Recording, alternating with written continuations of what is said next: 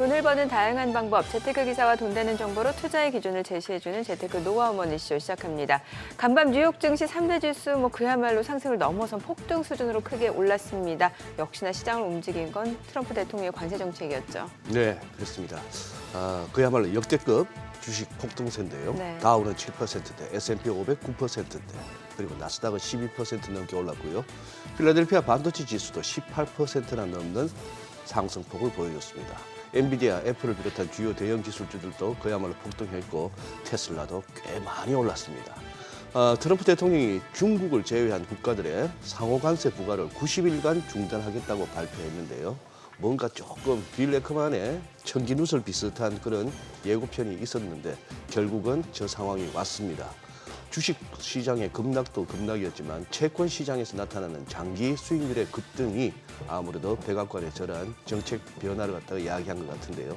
반면에 중국에 대해서는 감히 미국에 보복을 한다고 해서 또 관세율을 더 높였습니다. 네. 어제 국내 증시 같은 경우는 양시장 모두 떨어졌습니다. 코스피가 1년 5개월 만에 2,300선 아래로 내려앉았고요. 외국인과 기관이 유가증권 시장에서 매도 우위를 나타내면서 시장 하방 압력이 더 커지는 모습이었습니다. 역시나 상호 관세가 본격적으로 발효됐고 트럼프 대통령이 또 의약품 관세 부과도 예고하면서 시장에는 불안감이 컸던 하루였던 것 같습니다. 달러 환율도 1,480원대에서 등락을 보이면서 장중에는 2008년 금융위기 이후 2016년여 만에 최고 수준을 기록하기도 했습니다. 하지만 또 간밤에 미국에서는 90일 동안 상호관세 중단이 발표됐고요. 뉴욕 증시가 큰 폭의 오름세를 보인 만큼 오늘 국내 증시 기대감이 커질 수밖에 없을 것 같습니다. 증시 타입을 통해서 확인해 보겠습니다.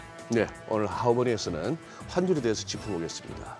어제 1,480원대에 올랐고 엔원 환율은 100엔당 1,020원까지 치솟았지만 또 밤사이 달러엔 환율은 또 급히 뛰어오르고 우리 달러 환율은 오히려 하향 안정세를 보이면서 엔원은 또 순식간에 또 980원대까지 내려왔는데요.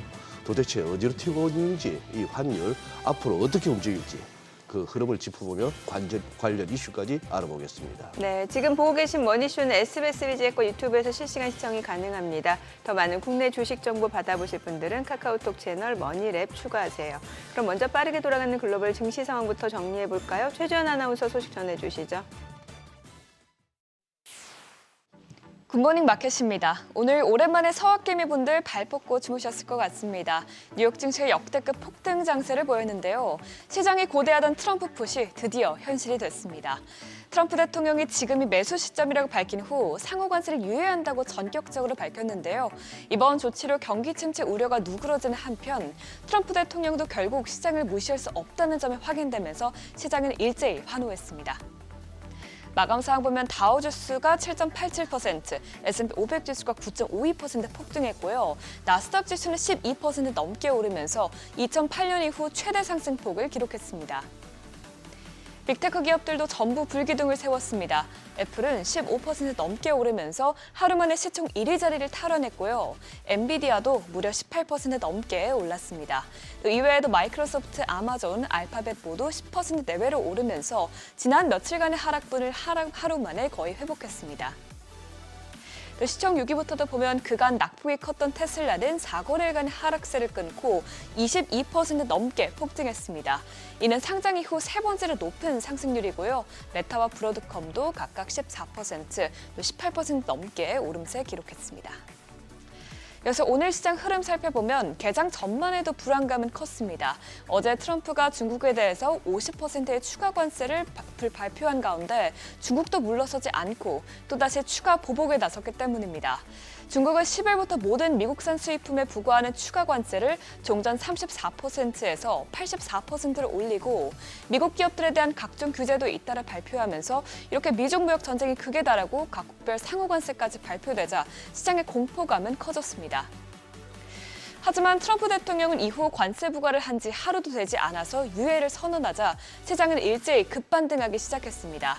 그는 자신의 소셜미디어 트루스 소셜에 중국을 제외한 나머지 국가에는 국가별 상호 관세를 유예하고 10%의 기본 관세만 부과하겠다고 밝혔습니다. 중국을 뺀 75개 이상의 나라가 미국과 관세와 또 비관세 장벽 해소를 위한 협상에 나섰고 보복 조치도 취하지 않았다면서 이번 유예의 이유를 설명했습니다. 네, 이런 가운데 관세 유예 방침을 내놓기 전에 트럼프 대통령은 미리 상호 관세 완화에 대한 힌트를 줬습니다.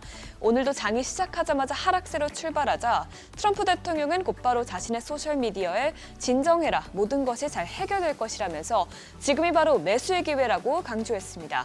그러고 나서 4시간 만에 상호 관세를 유예하겠다고 밝혔는데요.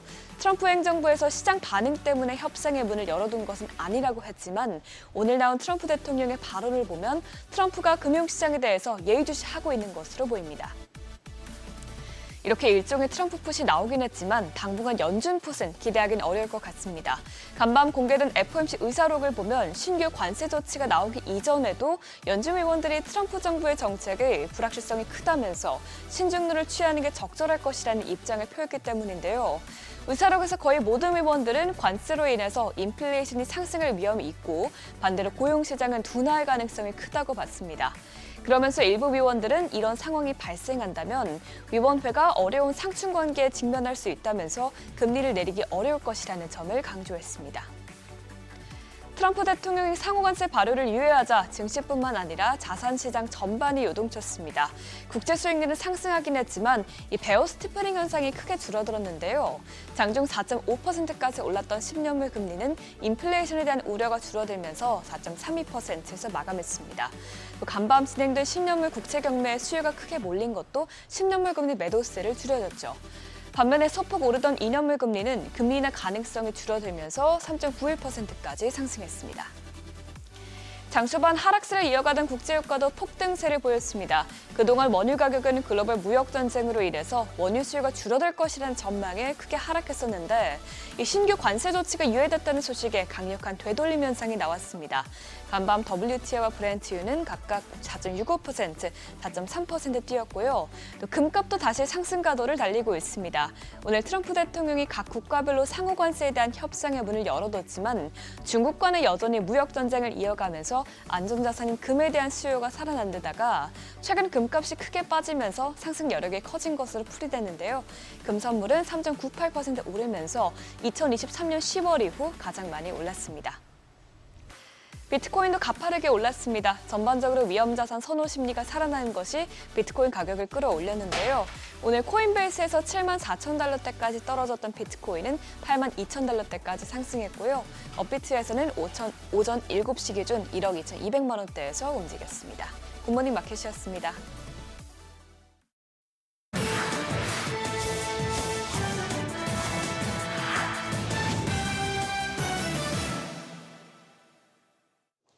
외신이 주목한 주요 이슈들 짚어보겠습니다. 먼저 월스트리트저널입니다. 트럼프 1기와의 무역 전쟁 이후 미국의 약점을 공략할 수 있는 무기고를 구축해온 중국이 이제 이를 전면적으로 사용할 준비를 하고 있다고 평가했습니다.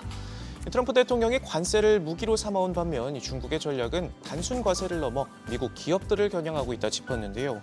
실제로 중국은 맞불 관세와 더불어 쉴드 AI와 시에라 네바다 등 미국 군수기업 6곳을 신뢰할 수 없는 기업 명단에 추가하는 한편 노보텍과 에코다인 등 미국 12개 기업에 대해 이중용도 물자 수출을 통제하기로 했습니다. 저널은 이 밖에도 반도체, 방위 관련 기업들이 필요로 하는 핵심 소재 수출 통제를 비롯해서 미국 기업들을 겨냥한 각종 규제 조치가 확대될 수 있다며 양국의 무역 전쟁 전선 규모가 크게 확대되고 있다 짚었습니다. 니온게이자신문 역시 중국의 움직임에 주목했습니다. 관세 부과에 맞대응하기 위해서 히토류 수출 통제를 한층 더 강화하기로 했습니다. 재련 공정, 그러니까 가공과 정제 히토류도 국유 기업에 한해서만 생산을 허가하기로 하면서 히토류 원석뿐만 아니라 1, 2차 가공 히토류까지 통제 대상으로 확대했습니다. 미국이 수입은 물론이고 재련까지도 중국에 의존하고 있다는 점을 역으로 이용해 공세에 나선 건데 미국이 수입하는 히토류 중 70%는 중국에서 생산되고 전 세계 히토류 생산에서 차지하는 비중 역시 약 70%, 재련 비중은 90%로 사실상 독점 체제를 구축하고 있는 만큼 충격파가 상당할 것으로 보입니다. 여기서 끝이 아닙니다. 미국과 중국의 관세 전쟁, 이제 환율 전쟁으로 확전하고 있는데요. 중국이 환율 반격 카드를 꺼냈다는 분석이 나오고 있습니다. 미중 관세 전쟁과 맞물려 위안화 가치는 6거래일 연속 절하 행진을 이어가고 있는데요. 월가에선 미국과 중국이 합의점을 찾지 못하면 당분간 위안화 가치 하락 속도가 더 빨라질 것으로 보고 있습니다. 웰스파고는 앞으로 2개월간 최대 15%의 고의적 위안화 평가 절하가 있을 수 있다 내다보았고 제프리스 역시 최대 30%까지 큰 폭의 위안화 절하가 가능하다고 봤습니다. 보복 관세와 히토류 수출 제한 조치도 밝혔지만 환율 무기는 그 어떤 대응 방안보다도 정교하고 파급력이 큰 정책 수단이라는 게 파이낸셜 타임즈의 분석입니다. 미국에서 면세 혜택을 받아온 중국발 소액 소포에 대한 관세율이 다음 달부터 크게 오릅니다. 블룸버그의 보도인데요. 당초 면세 혜택을 폐지한 데 이어서 90%의 관세를 부과하기로 하면서 초저가 전략으로 이커머스 시장을 장악한 테무와 알리, 쉬인 등이 직격탄을 맞게 됐습니다. 문제는 미국 문이 막힌 이들 중국 이커머스 업체들이 한국 시장을 더욱 적극적으로 공략할 것이란 관측이 현실화한다는 점인데요. C커머스 공룡들의 약진에 한국 온라인 쇼핑 무역 수지는 막대한 적자를 보고 있는 상황에서 눈여겨봐야 할 소식입니다. 로이터 통신은 기업 소식에 주목했습니다. 머스크가 이끄는 테슬라가 트럼프 대통령의 중동 순방을 앞두고 사우디아라비아 시장에 진출했습니다. 사우디 수도 리야드에서 현지 진출을 기념하는 행사를 열 예정인데 이 자리에서 기존 전기차 모델과 자율주행차로 개발 중인 사이버캡, 휴머노이드 로봇 옵티머스를 소개하고 시연할 계획입니다. 사우디의 전기차 판매량은 지난해 약 2,000대에 불과했지만 정부가 발벗고 나서 시장 개발에 우리 돈 57조 원을 투자하고 있고 또 이르면 다음 달 트럼프 대통령의 사우디 순방 때 양국 간 대규모 투자 계획이 논의될 것으로 예상돼 이를 활용해 사업 기회를 잡는 걸 모색하는 모습입니다. 마지막으로 CNN입니다. 이번 관세 전쟁 충격파를 가장 크게 맞은 애플을 눈여겨봤는데요. 앞서 백악관 대변인은 트럼프 대통령은 애플이 아이폰 생산을 미국으로 옮길 수 있다 믿고 있다 말했는데 만약 실제 미국에서 만들어질 경우 가격이 현재 3배가 넘을 것이란 전망이 나옵니다. 웨드부시의 데나이브스는 백악관 대변인의 언급에 대해 완전한 허구라며 중국을 비롯한 아시아에 구축된 복잡한 생산 생태계를 그대로 재현하려면 현재 약 $1,000 하는 아이폰 가격이 3배는 뛸 것이라며 애플이 전체 공급망 중 단 10%만 미국으로 이전하더라도 $300억, 3년이라는 시간이 걸릴 것이다 분석했습니다. CNN은 애플이 중국 이외 생산 기지로 인도와 브라질을 모색하고 있지만 중국을 대체할 만큼의 생산 능력을 갖추지 못해 여전히 고민이 깊다고 짚었습니다. 지금까지 글로벌 비즈였습니다. 어제장에서 이슈가 있었던 업종 살펴보는 기업 이슈 시간입니다. 어제 드디어 트럼프 행정부의 상호 관세가 부과됐습니다. 물론 지금은 유예 조치가 내려지긴 했지만 어제장에선 상호 관세의 영향이 반영됐는데요. 그러면서 2차 전지주가 하락했는데 이러한 미국 우선주의의 통상 정책으로 국내 2차 전지 산업의 신용도가 흔들릴 수 있다는 진단이 악재로 작용했습니다. 나이스 신용평가는 국내 2차 전지 소재 기업의 경우 미국에서 생산되는 비중이 작아서 상호 관세로 수익성 저하가 예상된다고 분석했는데요. 또한 우리 기업들이 미국향 수출이 많은 완성차 기업에 주로 납품하고 있어서 수요 둔화나 마진 압박 등의 형태로 부담이 확대될 수 있다고 봤습니다. 또 미국 인플레이션 감축법의 폐지 가능성도 큰 리스크인데요. 더불어서 공매도 재개로 주가 변동성이 커지면서 증권가에선 올해 1분기 실적도 전분기 대비 악화할 것으로 예상하고 있습니다. 마감 상황 보면 이녹스 7.68% 빠졌고 덕산테코피아도 7% 넘게 하락했고요. 나노신소재 6.77%, 대한유화도 6.73% 하락했고 DI동해도 6% 넘게 하락으로 마감했습니다. 반면 관광업체주는 좋은 흐름 보였는데요. 한미 간 고위급 경제외교 협상에서 알래스카 LNG 프로젝트가 주요 의제로 부상한 데 따른 것으로 분석됩니다.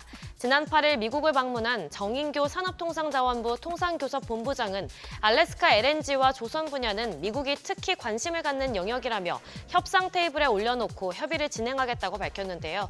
또한 상호관세 부과를 앞두고 한덕수 대통령 권한대행과 트럼프 대통령이 나눈 통화에서 한 대행이 먼저 미국산 LNG 수입 확대와 알래스카 가스관 사업을 거론하면서 미국이 성과를 얻고자 하는 분야를 재차 명확히 했습니다.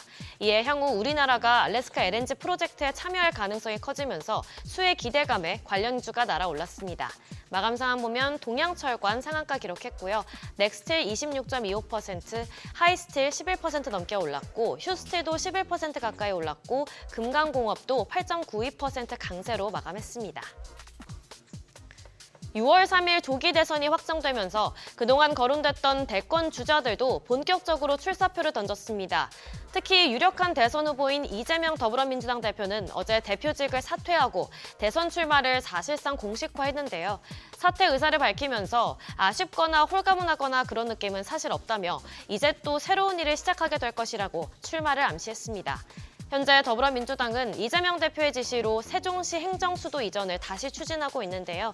이재명 대표는 지난 대선에서도 행정수도 명문화 개헌 추진과 대통령 세종직무실 설치를 공약으로 제시했는데 해당 사안은 역대 대선에서 캐스팅보트 역할을 해온 충청권 민심을 확보할 수 있다는 점에서 현재로서 가능성이 높은 것으로 전망되고 있습니다. 관련주 살펴보면 카티스와 상지건설 모두 상한가 기록했고요. 계룡건설도 16% 넘게 올랐고 디젠스 16.29%, 앱트 뉴로사이언스도 14.79% 시세 분출했습니다. 또 대선 관련해서 AI 산업이 더 확대될 거란 기대감이 번지면서 관련주가 날아올랐는데요.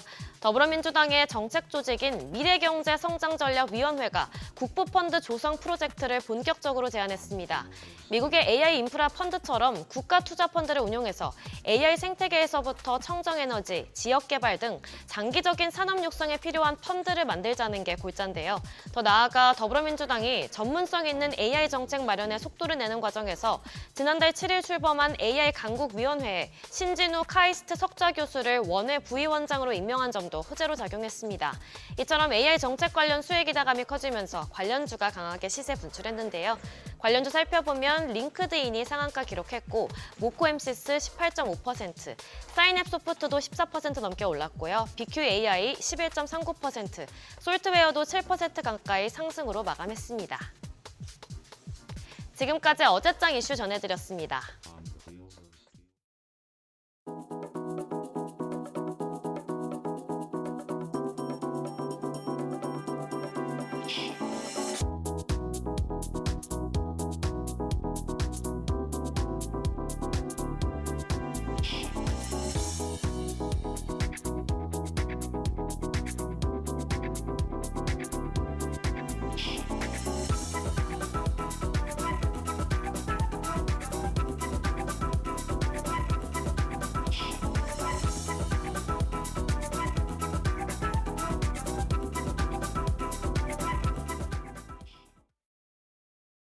어제 국내 증시는 또 한 번 패닉에 빠졌습니다. 1년 5개월 만에 2,300선마저 붕괴됐습니다.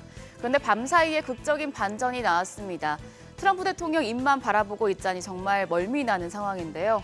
그래도 트럼프 대통령이 중국을 제외한 국가의 상호 관세를 90일간 유예한다고 밝히면서 뉴욕 증시가 폭등했기 때문에 오늘 우리 시장 분위기는 완전히 다를 것으로 예상됩니다. 어제장 복귀하면서 오늘장 투자 포인트 확인하시죠. 코스피는 1.7% 하락해 2,293포인트까지 내려앉았고 코스닥도 2.3% 급락해서 643포인트였습니다. 어제 오후 1시에 상호관세가 발효됐는데 외국인 현선물 매도세가 확대되며 지수는 낙폭을 키우며 마감했습니다.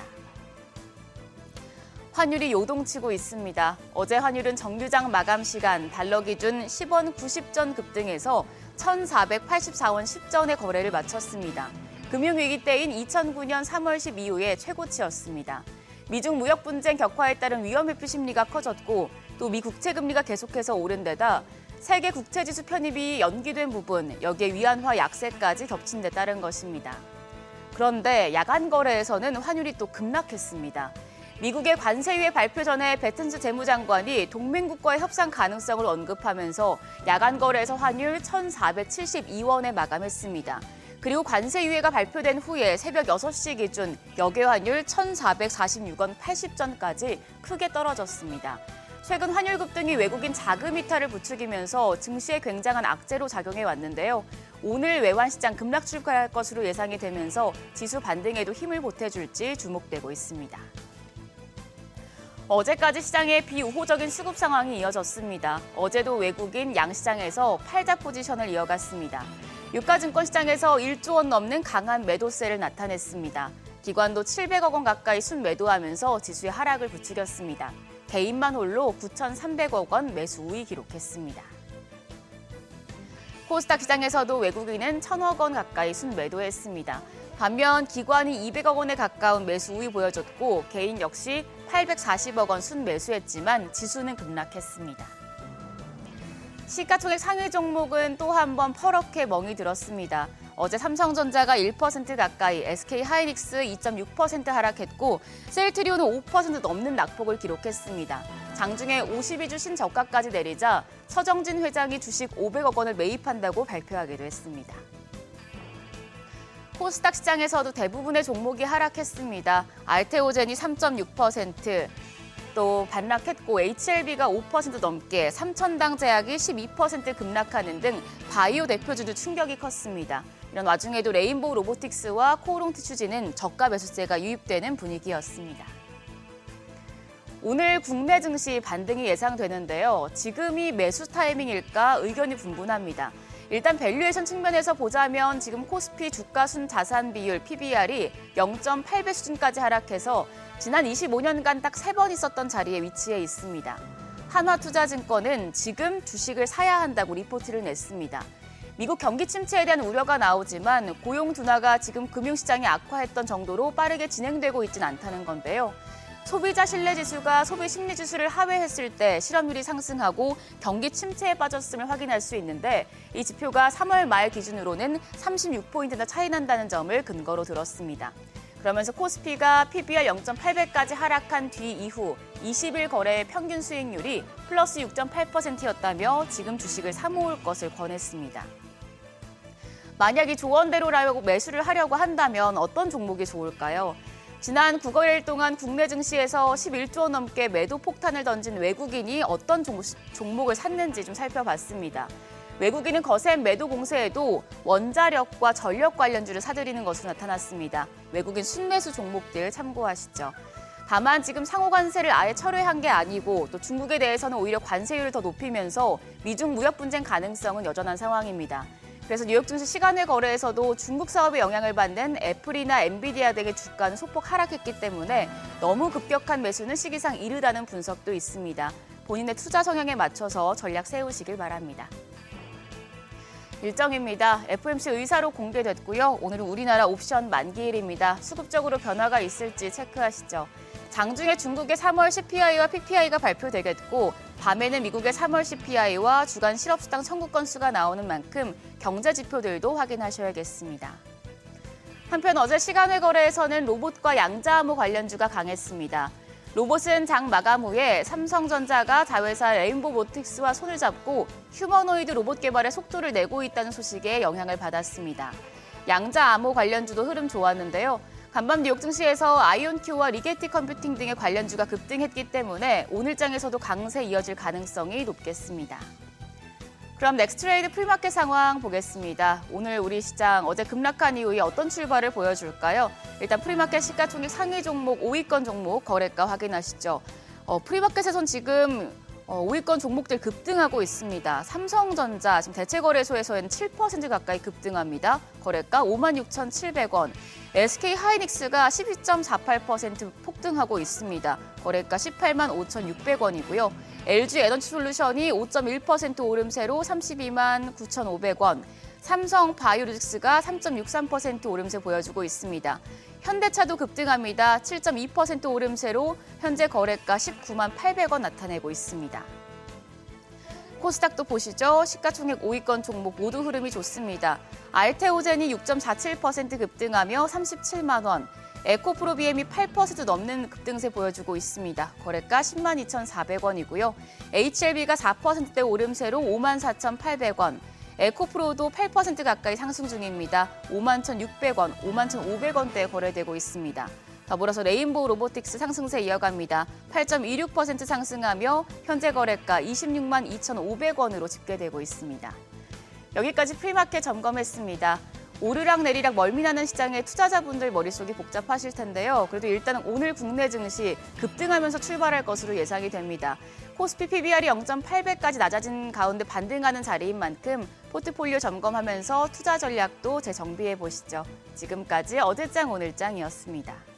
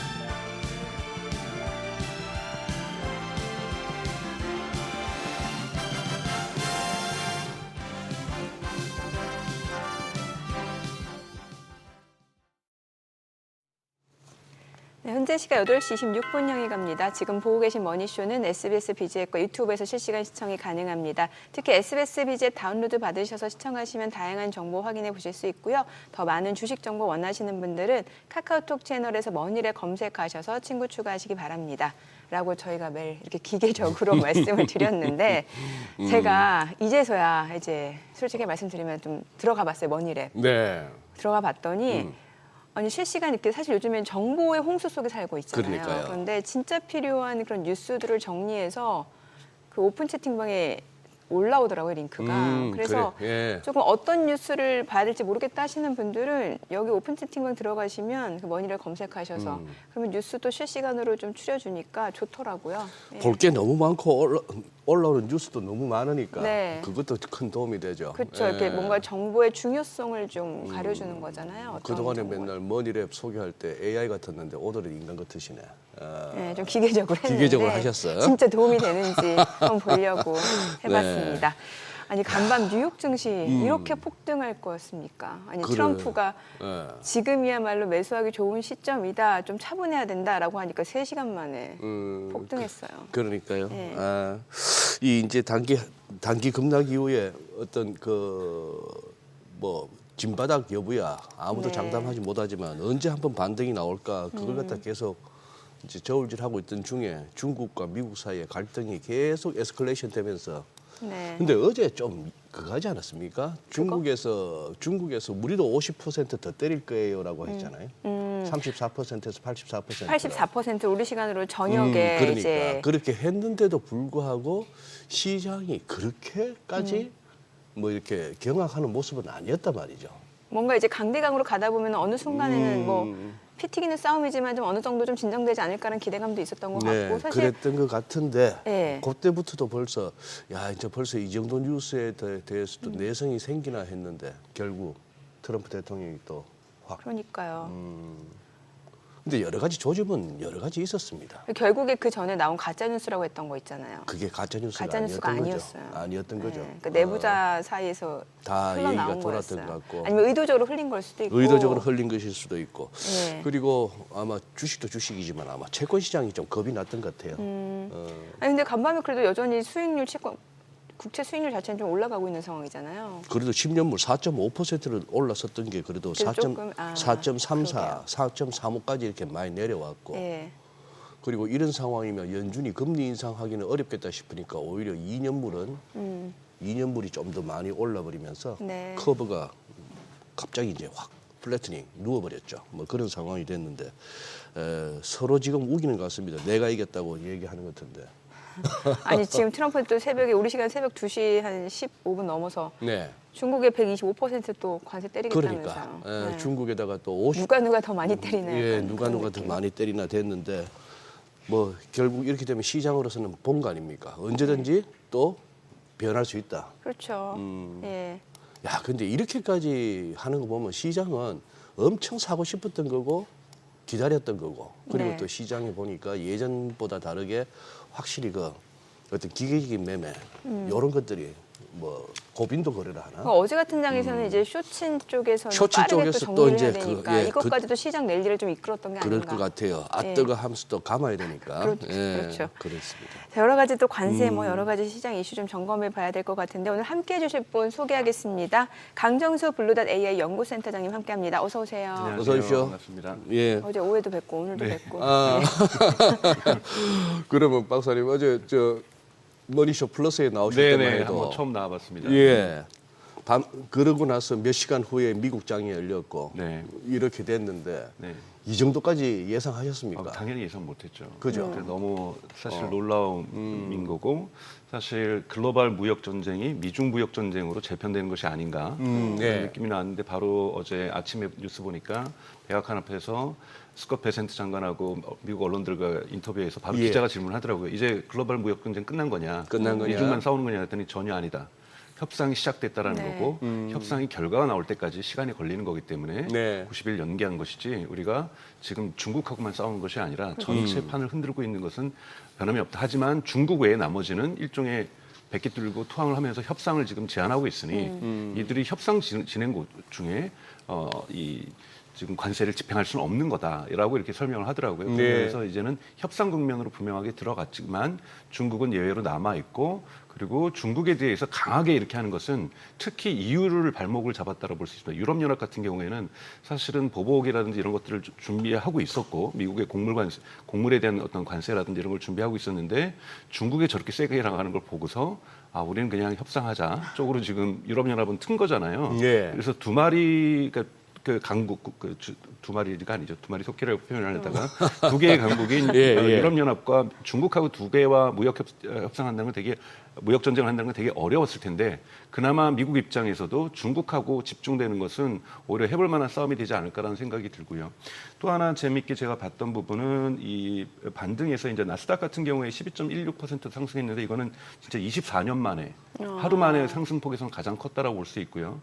또 하나 이제 반도체 주에서의 어떤 변화인데요. 마이크로칩 테크놀로지 같은 경우도 어제 하루 만에 27.1%가 네. 올랐거든요. 진짜 이건 폭등이죠. 그래서 전체적으로 엄청납니다. 예. 반도체 섹터가 대단히 많이 올랐다라는 거고 이런 부분에서 투자자들에게도 대단히 위험을 감수하면서 뭔가 투자하고 싶은 심리가 대단히 강해졌다. 이렇게까지 등락을 많이 했던 걸 보면 좀 알 수가 있다고 볼 수 있고 또 하나 여러분들이 아셔야 되는 것은 엔비디아 관련돼서 백악관이 또 정책을 하나 발표를 했습니다. 지금 네. 엔비디아가 어려운 점 뭐냐면 H20에 대해서 네. 우리 중국에 수출을 하고 있는 건데 이것이 그래도 엔비디아 전체 매출의 약 20%가 나오는데요. 이 부분도 H20도 수출 금지할 거라는 정책이 있었는데 이거를 철회했습니다. 근데 조건은 엔비디아가 미국의 AI 데이터 센터에 엔비디아도 투자하는 조건으로 엔비디아가 데이터 센터에 직접적으로 투자하는 조건으로 H20에 대한 중국 수출 이 규제를 우선 일단은 철회해서 계속해서 H20은 중국에다 수출할 수 있는 엔비디아의 숨통이 좀 튀었죠. 이런 부분에서 또 엔비디아에게는 호재라고 볼 수가 있고요. 그래서 이 관세 전쟁에서도 개별 기업에서는 조금 호재들을 보실 필요가 있을 것 같고요. 또 하나 뭐 좀 제가 산만하게 말씀드리는데 저희가 또 기억해야 될 개념이 트럼프 푸시라는 개념이 있잖아요. 네. 그래서 트럼프 푸시라는 개념이 1기 행정부 때 나타났던 겁니다. 그건 뭐냐면 주식시장이나 채권제 시장에 어떠한 큰 변화가 발생할 경우에는 트럼프 대통령이 자기가 하는 정책을 전환시킨다.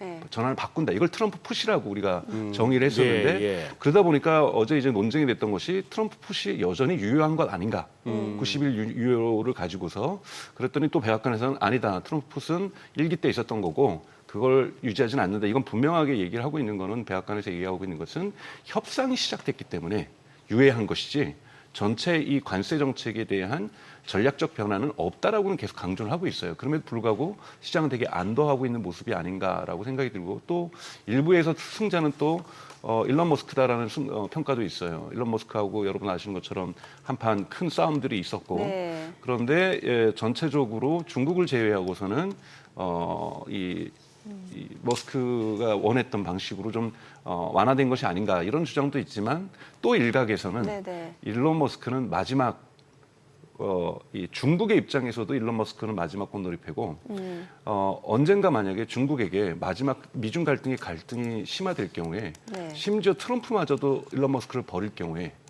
중국에는 엄청난 메시지가 된다. 우리 나 여기에 올인하고 있다라는 것을 상징적으로 보여주는 사건이 있기 때문에 일론 머스크는 중국에게도 마지막 카드고 네. 트럼프 대통령에게도 마지막 카드다, 협상에. 그래서 일론 머스크마저도 누가 먼저 버리느냐에 따라서 정말 미국과 미중 갈등은 끝까지 갈 수 있는.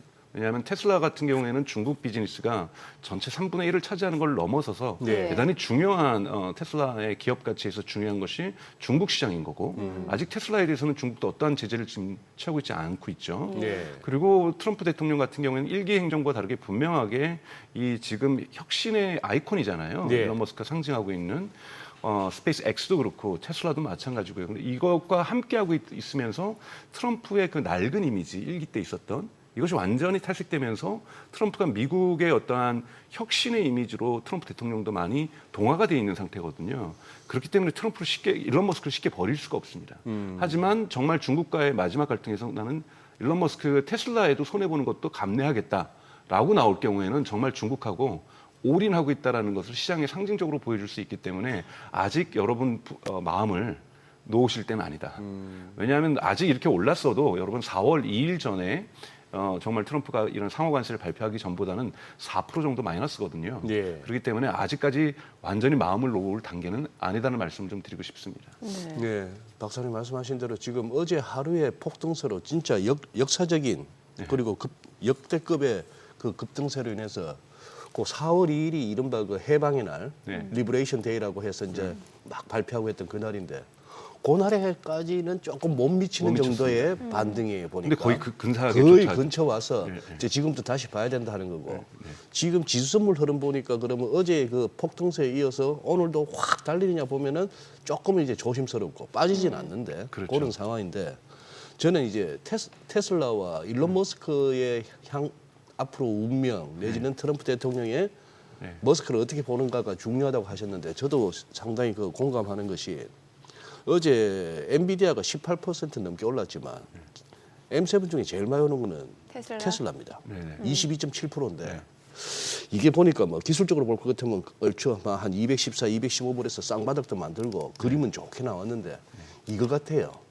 나바로를 갖다가 피터 나바로를 갖다가 이번에 머스크가 아주 조금 세게 이렇게 뒷전으로 물러나게 한 그거 좀 심하지 않았습니까? 그 정도 되는 사람이 너 뭐 고작 자동차 조립업자야, 제조업자들, 자극을 시켰죠. 예, 자동차 제조업자야 하다가 아니 조립업자야 이렇게까지 얘기하고 저 양반은 뭐 멍청하기가 뭐 벽돌 자루야 이런 식으로까지 머스크는 일론 머스크가 그다음에 또 썼습니다. 뭐라고요? 벽돌한테 미안하다. 벽돌한테 미안하다. 벽돌한테 미안할 정도로.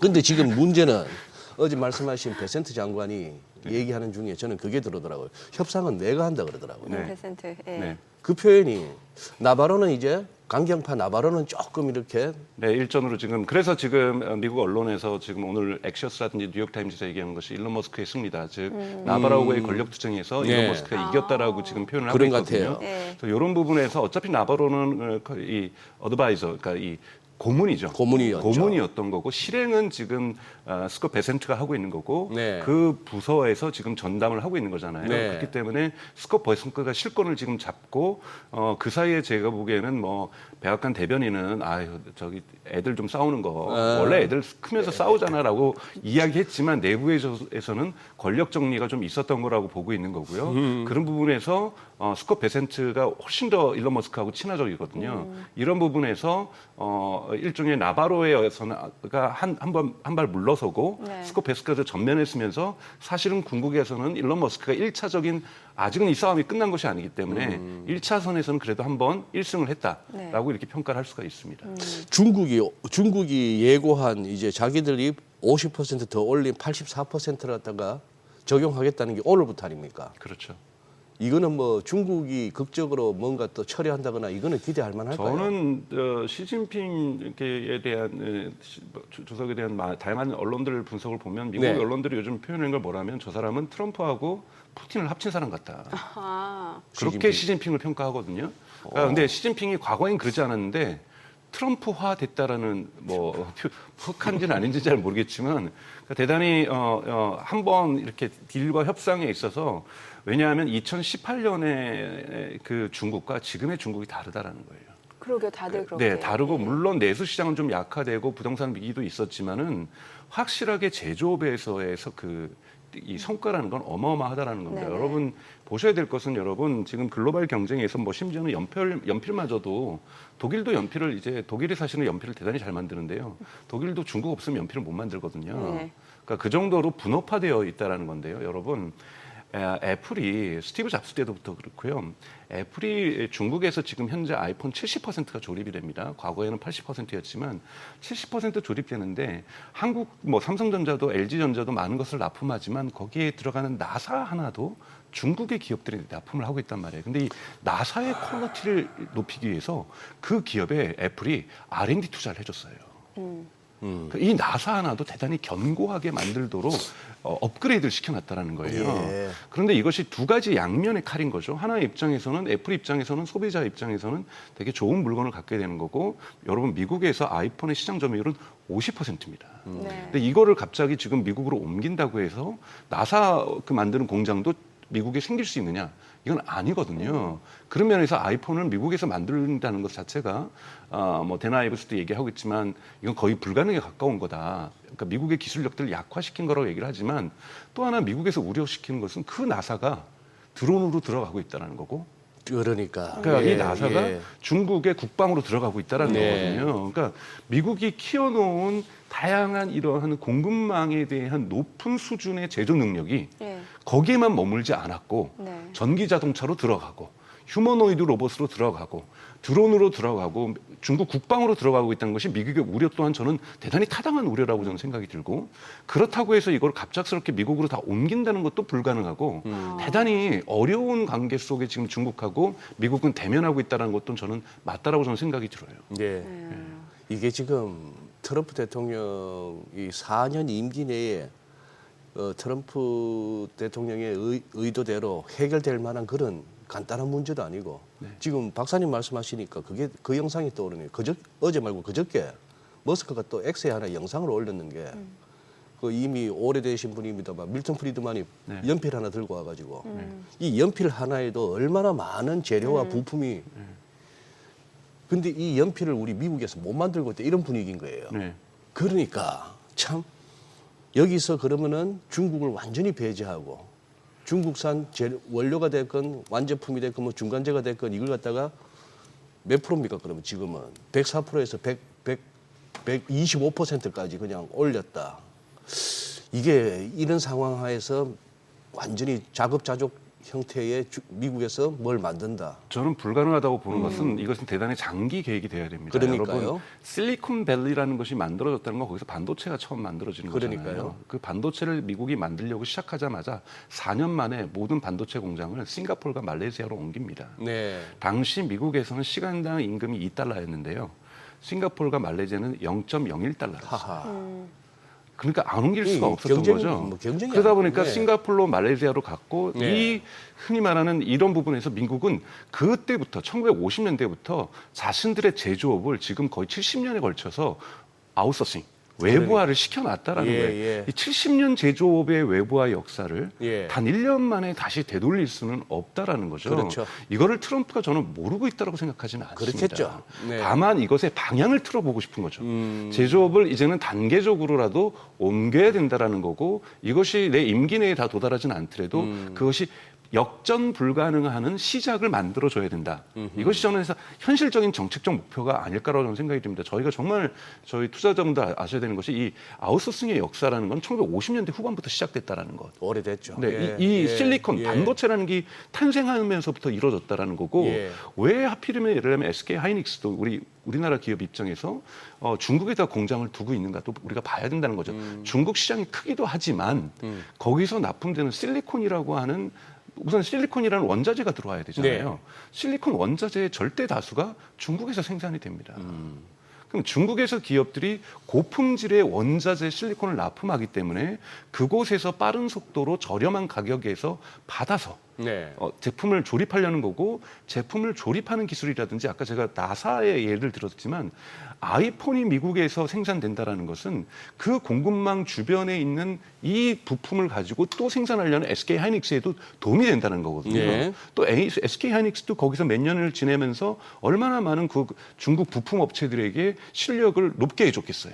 이것들이 다시 또 전기 자동차로 또 이 흐름이 또 아이폰에게 이렇게 서로 상호작용하면서 우리가 무시할 수 없는 것은 중국의 공급망에 있는 이런 중소기업들이라든지 흔히 말하는 우리가 벤더라고 하는 기업들의 실력이 뛰어나졌다는 거예요. 그러니까 이 부분을 우리가 만약에 바라버릴 경우에는 우리에게도 막대한 경제적인 불이익이 올 수밖에 없다라는 거고 그런데 제가 아까 말씀드렸던 시진핑이 조금은 트럼프하고 푸틴스러워졌다라는 건 뭐냐면 시진핑도 이 파워를 알고 있는 거고 이거를 무기 삼아서 지금 미국하고 강대강 대립을 하고 있다. 네. 그렇기 때문에 이 강대강 대립이 저는 언젠가는 계속 지금 전화 열어놓고 누가 먼저 전화하나 지금 기다리고 있는 거잖아요. 글쎄, 예. 지금 자기가 전화 먼저 하면 자존심 상할 것 예, 같아가지고 예. 지금 전화 해야 되는데 어제 트럼프 대통령이 뭐 거의 울다시피 했지 않습니까? 나 전화 기다리고 있다. 그렇죠. 전화 좀 제발 해라 이건데. 네, 모욕적인 네. 단어 안 써요. 프레지던트 시라고 분명하게 네, 표현하면서 네, 이 사람은 네. 훌륭한 사람이고 중국은 되게 비난하는 어조로 비판하는 단어를 많이 붙이지만 프레지던트 쉐일에는 형용사라든지 부사가 되게 아름다운 단어들만 붙습니다. 이건 뭐냐면 열어놓는 거죠. 어차피 결정은 너가 하는 거니까 너는 내가 존중하고 당신은 존중하니까 빨리 전화 달라. 뭐 이러고 있는 거잖아. 이걸 또 그쪽도 알고 있으니까 내가 왜 먼저 전화해 하면서 정말 말도 안 되는 지금 관세들을 높여가고 있는데 이제 앞으로 모든 초점은 어차피 나머지는 협상이 시작됐기 때문에 미중 갈등이 어떻게 앞으로 두세 달 동안 진행되는가에 따라서 이미 시장은 대단히 지금 민감도가 되게 높아진 상태잖아요. 네. 이렇게 올라갔다는 건요. 미중 갈등의 격화에 따라서 다시 내려갈 수도 있습니다. 그러니까 시장은 되게 반응할 수 있다는 거죠. 왜냐하면 지금 H20, 엔비디아 H20은 여러분 이번 사건에서 대단히 저는 큰 사건이라고 보거든요. 엔비디아한테 정말 H20을 수출 금지를 내리면 엔비디아 매출의 20%가 갑자기 날아가는 거예요. 그건 엔비디아 주가가 폭락할 수밖에 없는 상황인데 이걸 지금 백악관에서 막아준 거거든요. 그런데 갑자기 또 이렇게 손뒤집게 하고 있는데 근데 너 취소해 줬었는데 다시 금지해야 될 것 같아. 라고 얘기하면 정말 장은 어쩔 수 없이 널뛰기를 할 수밖에 없는 거거든요. 그래서 여러분들 마음을 완전히 놓아서는 안 된다. 좀 이런 말씀을 좀 드리고 싶습니다. 지금 저는 지금 우리 시청자분들이 이렇게 올려주신 실시간 채팅창을 보고 지금 완전 빵 터지고 있는데요. 트럼프 대통령하고 시 주석간이 강대강이 아니고 광대광이랍니다. 저희 이미 하단 자막에 나갔었어요. 나갔었어요? 네, 광대강이. 그렇구나. 띄워드릴까요?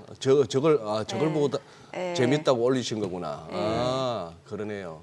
아니 근데 이제 어제 또 그 말씀을 주셨던 것 같은데 결국에 미국은 이제 중간 선거가 있으니까 시간이 얼마 남지 않은 상황이고 그래서 판을 엄청 흔드는 거라는. 그렇죠. 그러니까 말씀이셨잖아요. 이 네. 트럼프는 자기가 갖고 있는 무기가 세상에 대한 두려움을 일으키는 게 본인이 무기라고 저는 생각하고 있다고 생각해요. 이거 무기를 계속해서 강하게 쓴 이유는 말씀하셨던 것처럼 트럼프하고 시진핑 주석을 비교한다면 트럼프 대통령과 시진핑 주석을 비교한다면 트럼프 대통령에게 남은 시간 1년밖에 없습니다. 1년 6개월 뒤에 중간 선거가 있기 때문에 네. 1년 안에는 이걸 해결해야 되는데요. 우리가 카드를 조금 보면은 이 시진핑 주석이 갖고 있는 장점 뭐냐면 네. 선거가 없는 뭐 크게 보면 권위주의적 국가, 독재 국가잖아요. 선거가 없다 보니까 시진핑 대통령 주석 입장에서는 시간적 여유가 있습니다. 시간적 여유가 풍부하게 존재하고 있다는 것이 시진핑 주석의 가지고 있는 가장 큰 무기고 그러니까 버틸 수 있다는 거예요. 버틸 수 있다는 거죠. 그리고 국민적 저항이 있어도 이 저항을 돌릴 수가 있거든요. 이건 미국 때문이야. 미국이 먼저 한 거야. 이미 반미 정서도 좀 커지고 그렇죠. 그렇게 해서 네. 이건 시진핑이 잘못하고 있는 것이 아니라 내가 잘못하고 있는 것이 아니라 외부의 적이 우리를 건드린 거니 여러분 내가 아니라 저 사람을 욕해 주세요라고 하여튼 시진핑에게는 무기가 많습니다. 카드가 많군요. 그렇죠. 근데 트럼프 대통령은 시간이 1년밖에 없는 상황에서 자기가 할 수 있는 것은 근데 사람들도 알지만 트럼프 대통령은 정상적인 일반적으로 논의하는 게 아니라 이거는 거의 도박하는 것으로 올인하는 사람이기 때문에 이 사람들도 거칠게 올인할 수 있거든요. 예를 들자면 블록카드 형식으로 미 해군들을 갖다가 저기 대만 근처를 한번 둘러싼다든지 뭐 이런 거 트럼프 대통령도 할 수 있는 사람이에요. 너무 극단적이네요. 예, 그러니까 이게 뭐냐면 두려움이 자기가 가지고 있는 가장 강력한 무기라는 것을 이미 이번에도 배운 거죠. 전체에다가 막 46%, 27% 저는 그 수리적인 거 전혀 이해 못하는 거를 해방의 날이라고 하면서 그렇죠. 때려버리니 전 세계에서 전화한 거잖아요. 네. 우리 좀 만나달라고 협상 시작하자고. 그래서 협상이 시작됐다라고 지금 얘기를 하고 있는 거고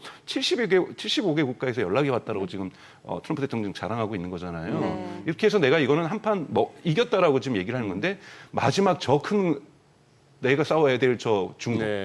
요 판은 아직은 좀 남았는데 나도 강대 강이니 지금 몇 프로예요? 125%인가요? 125. 네, 이 계산도 어떻게 나오는지 모르겠어요. 그냥 지를 대로 최대한 질러본 거죠. 사실 이거 125%라는 건요 수출 금지예요. 그러니까요. 그러니까 중국 입장에서 중국은 수입 금지라는 네, 거고 교역하지 또 하나 말자는 여러분 걸어야 네. 되는 게 뭐냐면 여러분 또 하나 투자할 때 조심해야 될 것은 이번에 테무. 네. 테무하고 미국에는 한국에 많이 있지 않지만 시인이라고 하는 제품이 있습니다. 의료 쪽으로 지금 자라를 이기고 H&M을 이기면서 세계 시장을 석권하고 있죠. 여기에서 $800 미만은 무관세잖아요. 그래서 테무나 시인은 이걸 뚫고 들어왔던 건데 지금 여기에도 지금 관세를 물겠다고 하잖아요. 근데 여러분 테무를 막아버리면 또 이게 또 미국 기업하고 어떻게 연관이 돼 있냐? 요즘 인스타그램과 여러분 페이스북에서 테무 광고 많이 보고 계시고요. 맞아요. 네. 네. 전체 지금 공식적으로 밝히고 있지 않지만 메타의 매출의 20%입니다. 그래. 구글에게도 한 10몇 %예요. 그러니 여러분 만약에 테무가 진짜 못하게 되면요. 테무가 광고를 끊어버리면 메타의 매출이 실적이 2분기 때 혹 떨어지는 겁니다. 구글도 그렇고. 구글도 마찬가지고요. 그러니까 미국 기업들이 이런 식으로도 연결이 되어 있거든요. 네. 그래서 여러분들 이 테무와 시인의 조치에 따라서는 이것이 메타와 구글의 주가에도 영향을 줄 수 있는 이런 포인트가 있다는 것도 좀 보셔야 되는 거고요. 다 연관이 되어 있습니다. 그러네요. 네. 요즘 뭐 그런 말도 있지 않습니까? 신랑은 남편 빼고 전부 태무라고. 둘둘 두르고 있는 거나 뭐 집에 뭐 이렇게 좀 보다 보면은. 네. 근데 사실은 한국보다 미국에서의 시장 지배력이 테무와 시인이 대단히 강하고 또 미국에는 틱톡 샵도 작년에 엄청나게 성장을 했거든요. 네.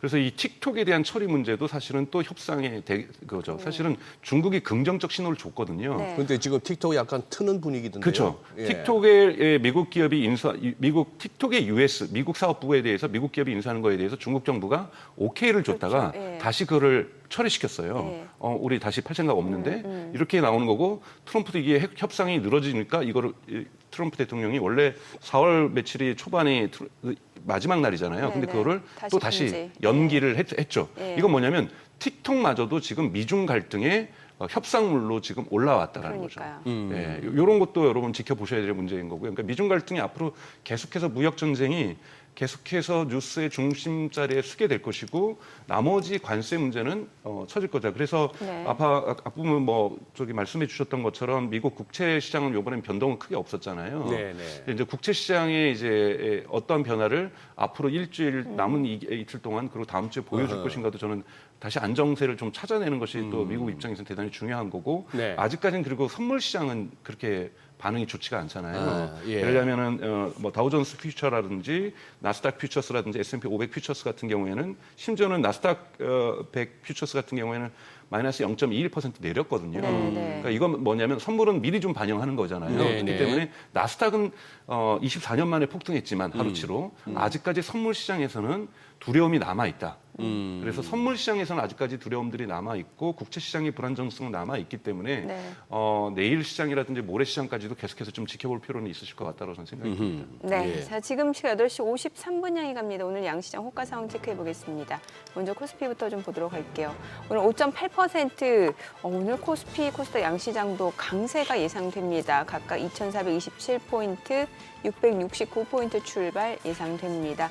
5%, 4% 상승 예상되고요. 시가총액 상위 종목 예상 체결가 보겠습니다.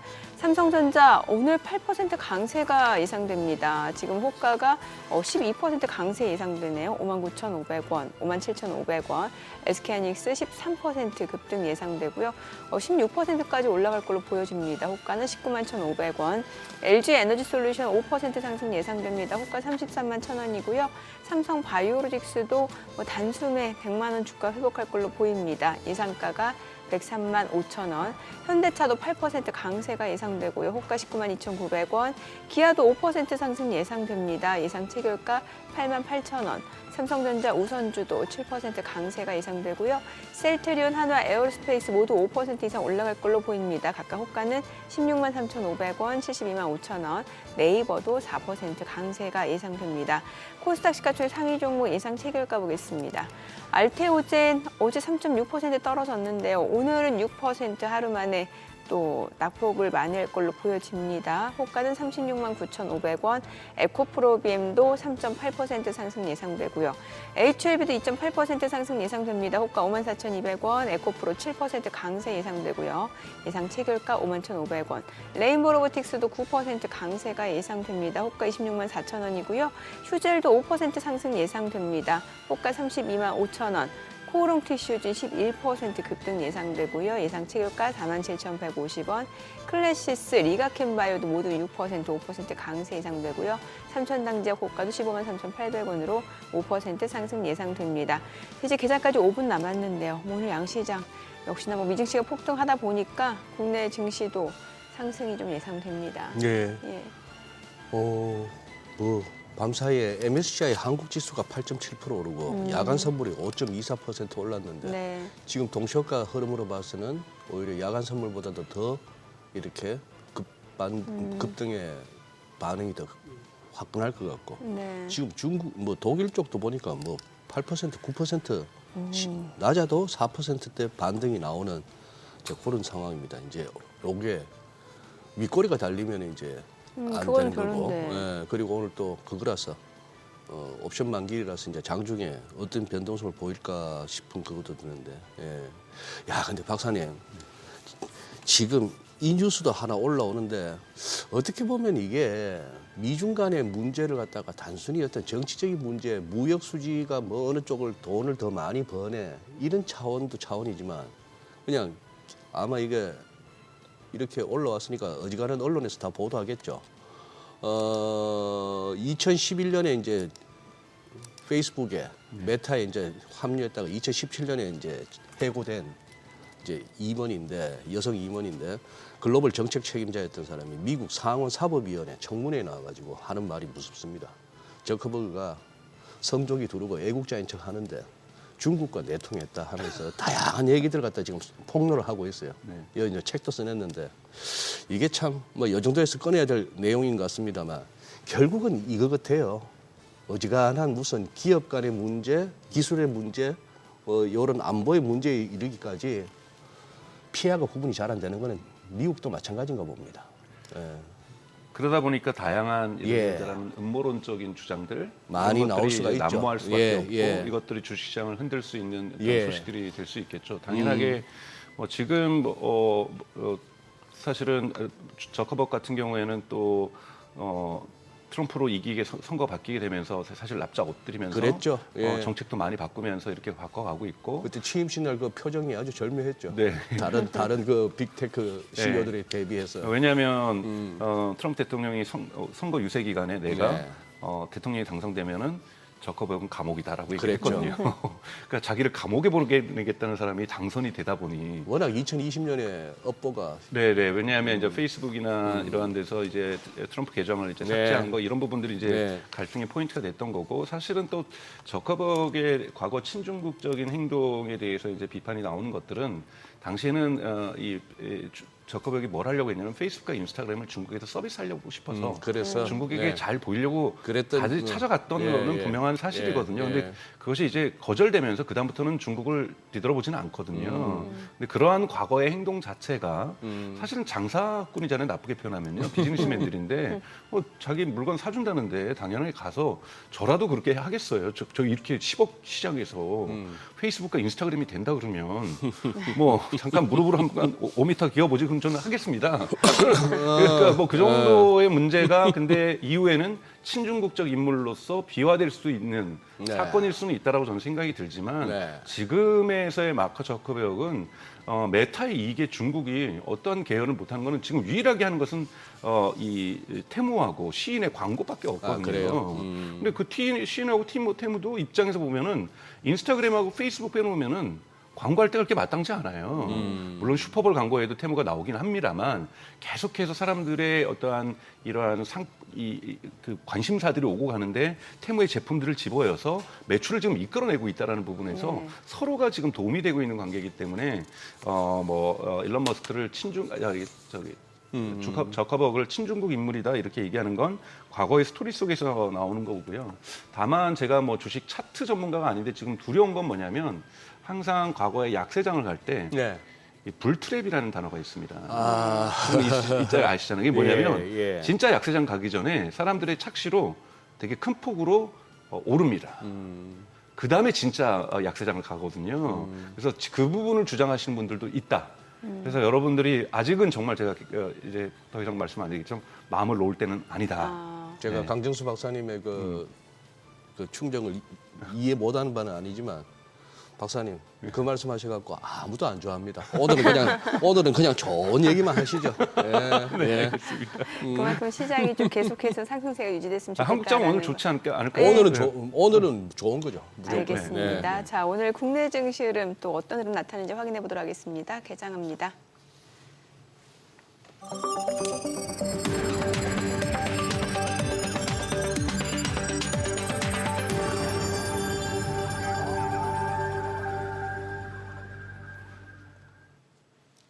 네, 4월 10일 목요일 국내 증시 개장했습니다. 실시간으로 관세와 관련된 내용들이 나오고 있습니다.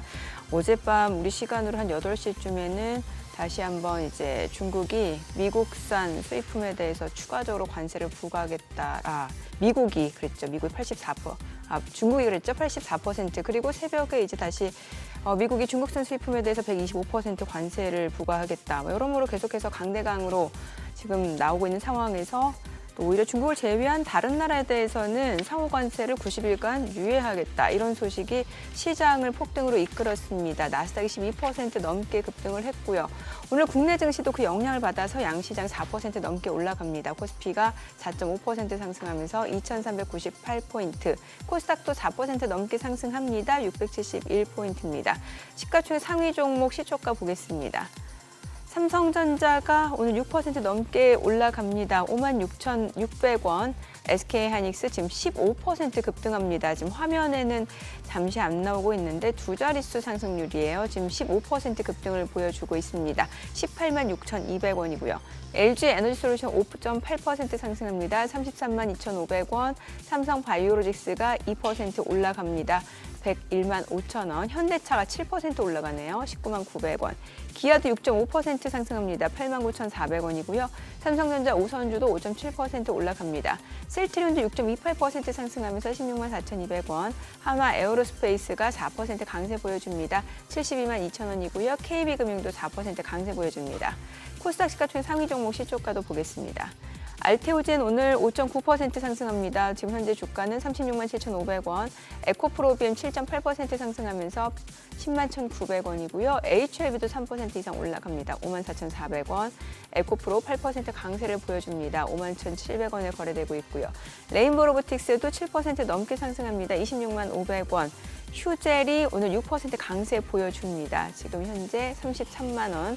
클래시스도 6.7% 올라갑니다. 56,800원이고 삼천당제약도 8% 상승하면서 지금 15만 8,700원. 리가캠바이오도 4.9% 올라가고요. 코오롱티슈진도 3.8% 상승하면서 43,750원에 거래되고 있습니다.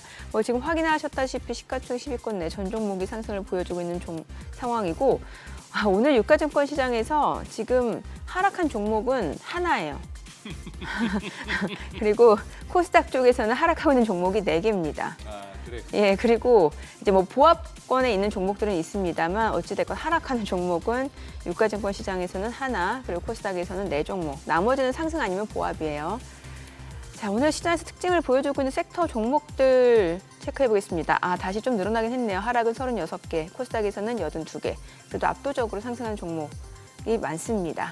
자, 오늘 뉴로모픽 반도체 또 2차전지 쪽 움직임 좋습니다. 뉴로모픽 반도체 쪽에서는 에이징랜드가 8% 상승하네요. 지금 26,350원. 자람테크놀로지도 8% 강세고 오픈에지 테크놀로지도 7% 올라갑니다. 그 밖에 네페스아크도 6% 강세고요. 자, 그리고 이제 뉴로모픽 쪽 말고도 시스템 반도체, 온디바이스 AI, HBM 다 좋습니다. 지금 보시다시피 DB하이텍 7% 강세고요. 또 HBM 쪽에서 한미반도체 13% 급등합니다. 온디바이스 AI 쪽에서는 지금 퀄리타스 반도체가 7% 넘게 급등을 하고요. 심텍도 10% 강세 흐름 보여줍니다. HBM 쪽에서 앞서 보셨다시피 이제 미래반도체가 20% 급등을 합니다. 1,980원. 그밖에 테크윙, 한미반도체 13% 두 종목 모두 두 자릿수 상승률 보여주고 있고요. SK하이닉스도 지금 13% 급등하고 있고 PSK홀딩스, DY까지도 10% 급등을 합니다. 오늘 HBM 쪽 좋고요. 반도체 다 좋습니다. CXL도 좋고 전선주도 오랜만에 힘을 내줍니다. 일진전기, LS 에코에너지, 가온전선, LS까지도 다 좋습니다. 오늘은 반도체 섹터가 확실히 힘이 좋습니다. 아무래도 간만 필라델피아 반도체 지수 굉장히 많이 올랐죠. 오늘 HBM, 온디바이스 AI, CXL 다 올라갑니다. 자, 지금 시각 9시 5분 향해 갑니다. 수급 상황 좀 체크해 보도록 하겠습니다. 오늘 유가증권 시장에서는 외국인과 기관이 순매수합니다. 각각 164억 원, 173억 원 매수 우위고요. 개인은 106억 원 매도 우위를 나타냅니다. 코스닥에서는 개인 투자자가 300억 원 순매수, 그리고 외국인과 기관은 각각 246억 원, 49억 원 매도 우위고요. 오늘 외국인 선물에서 많이 삽니다. 지금 5,900계약 넘게 순매수를 보여줍니다. 환율 체크하겠습니다. 달러 환율입니다. 정규장 마감 대비로 달러 환율은 오늘 38원 10전 하락한 1,446원에 개장이 됐습니다. 환율도 그렇고 종목도 그렇고. 네. 전종폭이 이따 어마어마하네요. 하모니 시간에서는 환율 예. 집중적으로 한번 살펴보겠습니다만 이거 진짜 이걸 뭐 어떻게 해석해야 되나요? 네. 이렇게 출렁거리니까 그러니까요. 어제는 당장 1,500원 올라갈 것 같더니만 이렇게 되고 야 근데 참 우리 정민 앵커가 명언을 남기셨어. 뭐요?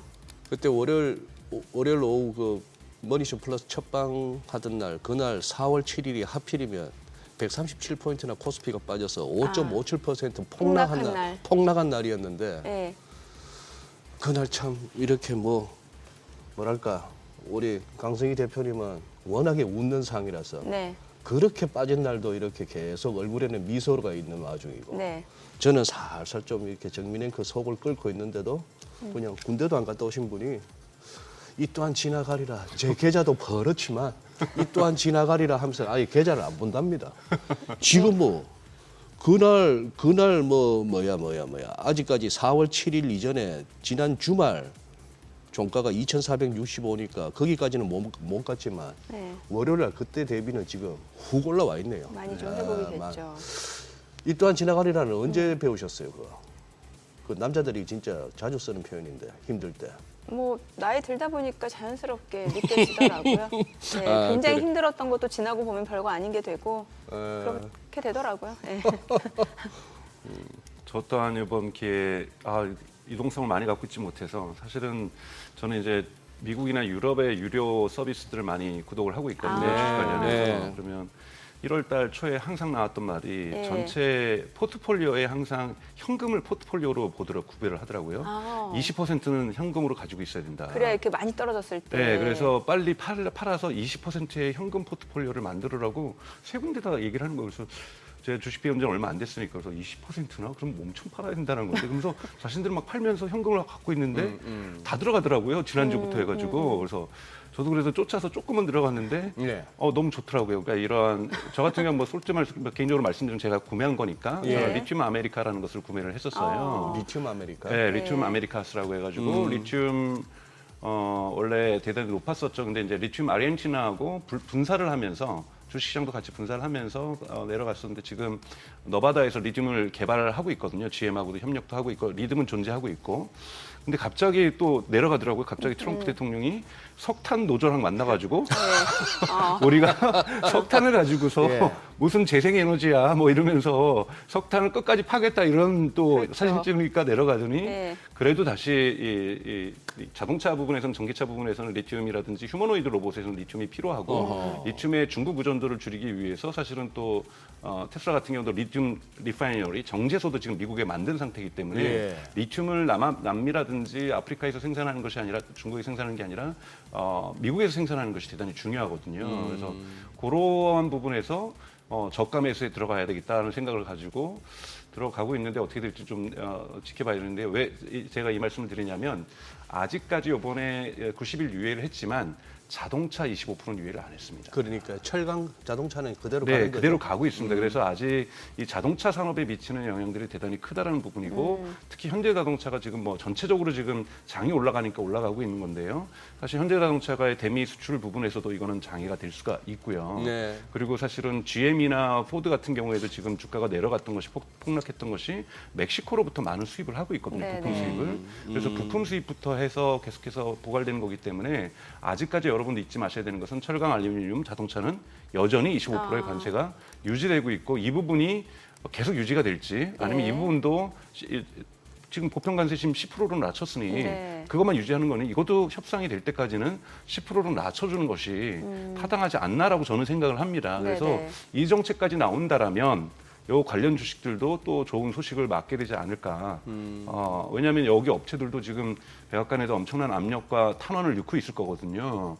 지금 미국 같은 경우는 지금 벌써 실적이 어떻게 나타나고 있냐면 3월 달과 4월 달 자동차 판매량이 급증하고 있습니다. 네. 사람들이 가격 오르기 전에 미리 사놓자. 네. 이런 그렇죠. 부분이 좀 존재하고 있는 거거든요. 근데 예. 만약에 저기 현실화돼서 가격 상승이 지금 현대자동차는 가격을 안 올리겠다고 지금 버티고 있는 거잖아요. 근데 이것이 지속되면은 계속 버티기는 어렵거든요.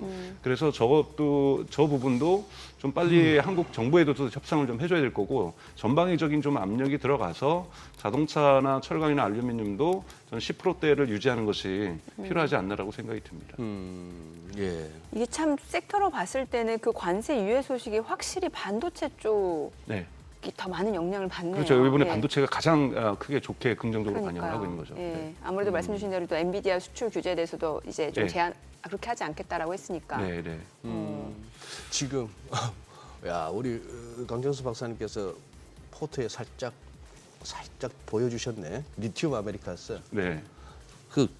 이 부분 그럼 어떻게 보십니까? 우리 2차 전지에 있어 가지고 많은 우리 개인 투자자분들이 2차 전지에서 고생들을 벌써 얼마나 하고 계십니까?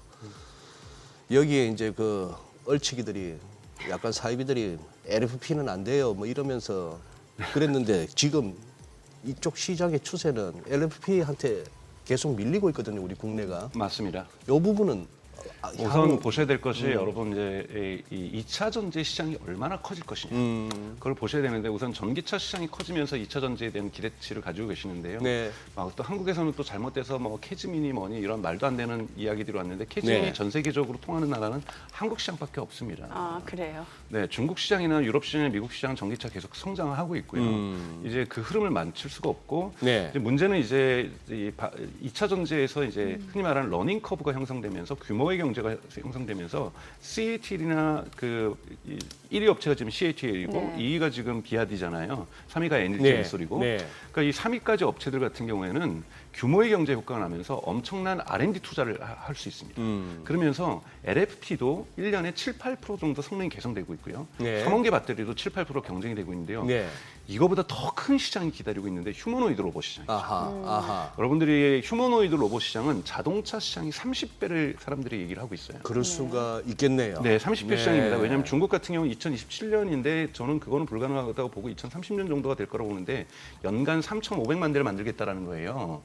그럼 거기에 들어갈 배터리를 여러분 생각을 해보십시오. 근데 그 배터리가 지금의 배터리는 안 됩니다. 여러분 제가 한번 말씀을 드렸던 것 같은데 그 설날 때 중국에서 막 부채춤 추면서 로봇들이 막 예, 공포감을 예. 만들어냈잖아요. 예. 중국이 로봇을 저렇게 잘 만든단 말이에요. 예. 근데 그 로봇이 2시간밖에 못 갑니다. 아, 그래. 배터리 용량. 양량이 작아서. 아. 여러분 보스턴 다이나믹스 얼마 갈 것 같아요? 그것도 2시간밖에 못 가요. 그래요. 지금 저 화면에 나오는데. 네, 지금 저 하면 저 로봇이 저 3시간 연습을 못 해요. 2시간 가면은 다 멈춥니다. 배터리가 다 돼서. 그런데 공장 투입을 어떻게 하겠어요? 여러분 휴머노이드 로봇에서는 인공지능도 중요하지만 배터리 기술이 어마어마하게 중요해요. 그렇겠습니다. 저기에는 지금 현재 LFP 배터리나 3원계로도 안 됩니다. 그러네요. 전고체로도 안 되고 예. 훨씬 더 브렉스루, 그러니까 정말 기술적인 이 업그레이드가 이루어져야 되는 거고요. 예. 이걸 누가 먼저 하느냐. 네. 이것이 대단히 중요하고 그거에서 저 로봇을 갖다가 4시간 최소한 4시간 해야 돼요. 왜? 우리 점심 먹으러 갈 때 잠시 가서 충전하고 와 이럴 수 있는 거잖아요. 아니면 가장 좋게는 8시간이어야 돼요. 왜냐하면 기업 입장에서는 로봇이 들어온다라면 24시간 공장 돌릴 수 있는 거거든요. 네. 24시간 돌리려면 8시간으로 하면은 그래도 뭐 2교대, 3교대 정도는 해줄 수 있는 거잖아요. 사람도 그렇게 하는. 근데 그렇지 않고 2시간씩 하려면 로봇을 몇 배를 더 사야 돼요. 그건 비용도 엄청나게 감당하기 어렵단 말이죠. 그래서 반드시 배터리가 미니멈 최소 4시간 그리고 희망사항은 8시간을 가져야 돼요. 아하. 이러기 위해서는 배터리 시장에서의 브렉스루는 분명히 생기다. 그래서 2차 전지 지금에서는 올해 안에서는 이런 부분이 안 되지만 누가 먼저 이러한 부분에서 돌파구를 마련하느냐 기술적인 이 부분을 지켜보실 필요가 있다. 그리고 예. 휴머노이드 시장이 커지면 2차 전지 시장은 지금 자동차 시장에서 2배, 3배가 아니라 예. 5배, 10배 커질 수 있다는 거예요. 아하. 그래서 이 부분에서의 미래성은 있는데 올해 뭐 2차 전지 한국의 주가들이 관련주들이 회복된다. 이거는 좀 지켜봐야 될 문제라고 저는 생각이 듭니다. 네. 그러네요. 그런 면에서 이제 사실은 일론 머스크가 이번에 테슬라 주가가 위기에 있을 때 전 직원들을 모아놓고 올 핸즈 미팅이라는 걸 했었는데요. 네. 그때 살짝 얘기했던 게 있었어요. 그 부분을 이제 테슬라 뉴스에서는 이제 거의 안 다루고 있는데 거기서 뭐라고 얘기를 했냐면 우리가 4680 배터리를 가장 최저가로 만드는데 성공했다는 말을 해요. 네. 근데 그것이 전체적으로 해서 3원계 배터리거든요. 그것이 최저가는 아니고 납품하는 업체가 어디가 있냐면 패나소닉이 있고 LG 엔솔이 있거든요. 예. 패나소닉과 LG 엔솔보다는 우리가 저가로 만들기 시작했다. 그리고 대량 양산에 들어갔다라는 것을 신호탄을 했거든요. 예. 이 대량 양산은 또 어디에 들어가냐면 지금 4680 배터리는 LG 엔솔이 납품하고 패나소닉이 납품하고 테슬라가 직접 생산하는 이 세 가지가 합쳐져서 사이버 트럭과 모델 Y에서 미국에서 생산되는 모델 Y에 들어갑니다. 네. 그런데 더 생산할 수밖에 없는 것은 올해 말부터 지금 이번에 밝혔지만 너바다에 세마이 트럭이라고 해서 그 트럭이 이제 대량 생산에 들어가거든요. 이제 예. 마침내 예. 이 트럭에는 엄청난 또 3원계 배터리가 들어갑니다. 어허. 여기는 LFP가 아니라 4680 3원계밖에 못 들어가거든요. 왜냐하면 이 트럭이 1리톤이 아니잖아요. 10톤의 물건을 들고 움직여야 돼요. 예. 이러려면 강력한 배터리가 필요한 거고 여기에서 다시 한번 3원계 4680 배터리의 능력이 시장에서 입증될 거라고 좀 보고 있고요. 이런 부분에서 저는 이것이 납품될 때 테슬라에게도 좋지만 패나소닉이나 LG 엔솔에게도 되게 좋은 호재가 세마이 트럭의 대량 생산의 시작점 이때 LG 엔솔의 좀 어떤 가능성들이 좀 보여지지 않을까 뭐 이런 생각은 좀 하고 있습니다. 알겠습니다. 자, 오늘 여기까지 듣겠습니다. 내용 잘 들었습니다. 고맙습니다. 네, 고맙습니다. 네, 오늘 들으신 내용과 관련해서 더 다양한 정보 원하시는 분들은 카카오톡 채널에서 머니를 검색하셔서 친구 추가하시기 바랍니다.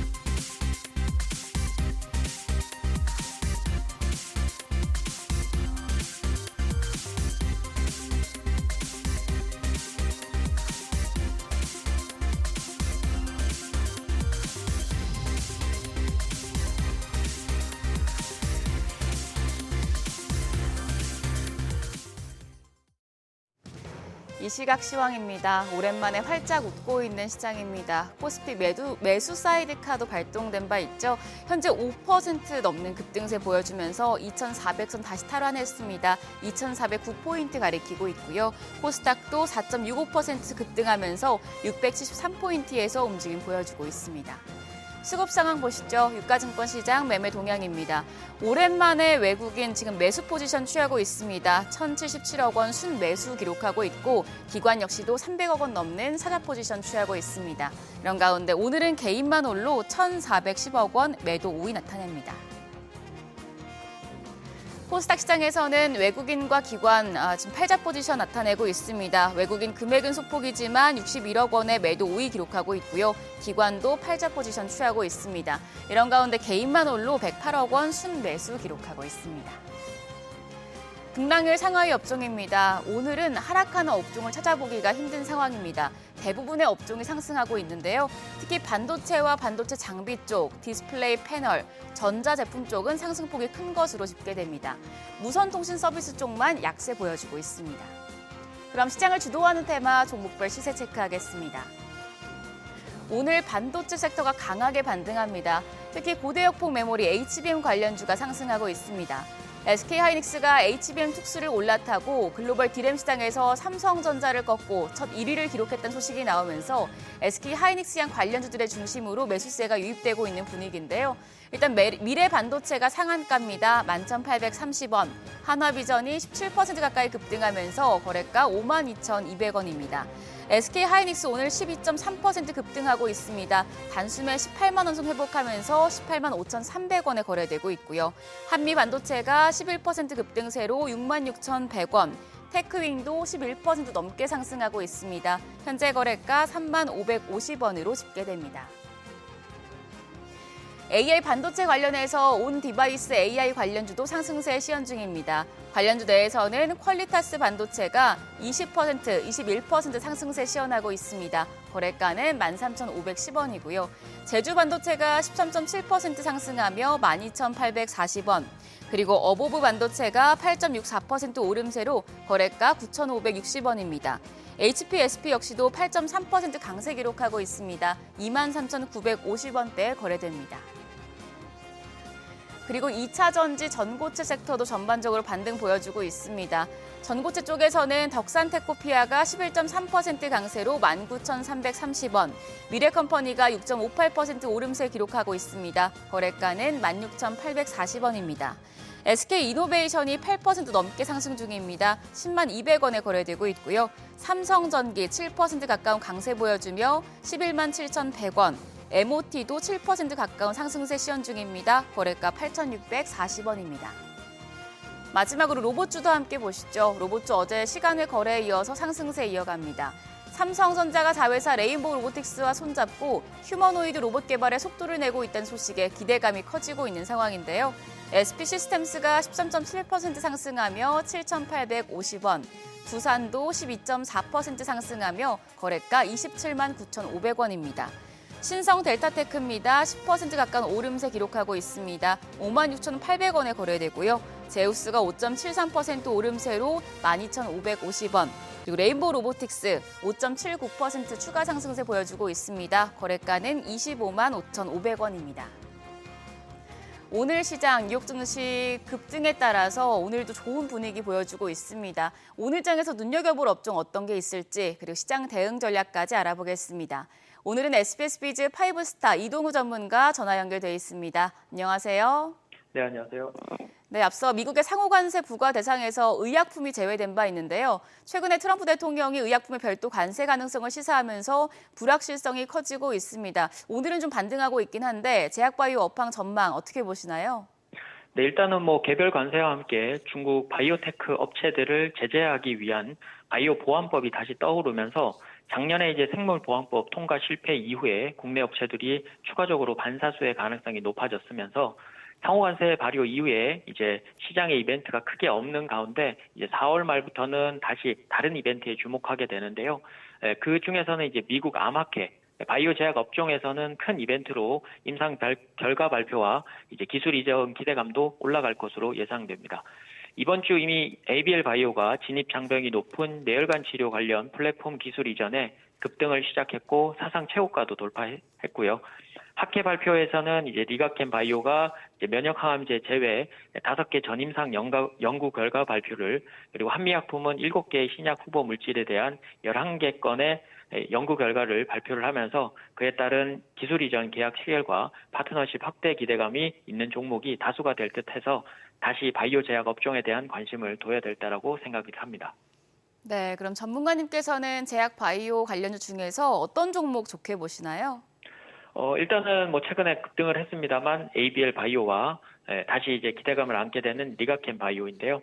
ABL 바이오는 GSK의 뇌질환 장벽 그랩바디 이 플랫폼을 4조 1천억 원 규모로 기술 이전을 한 이중항체 플랫폼 전문 기업입니다.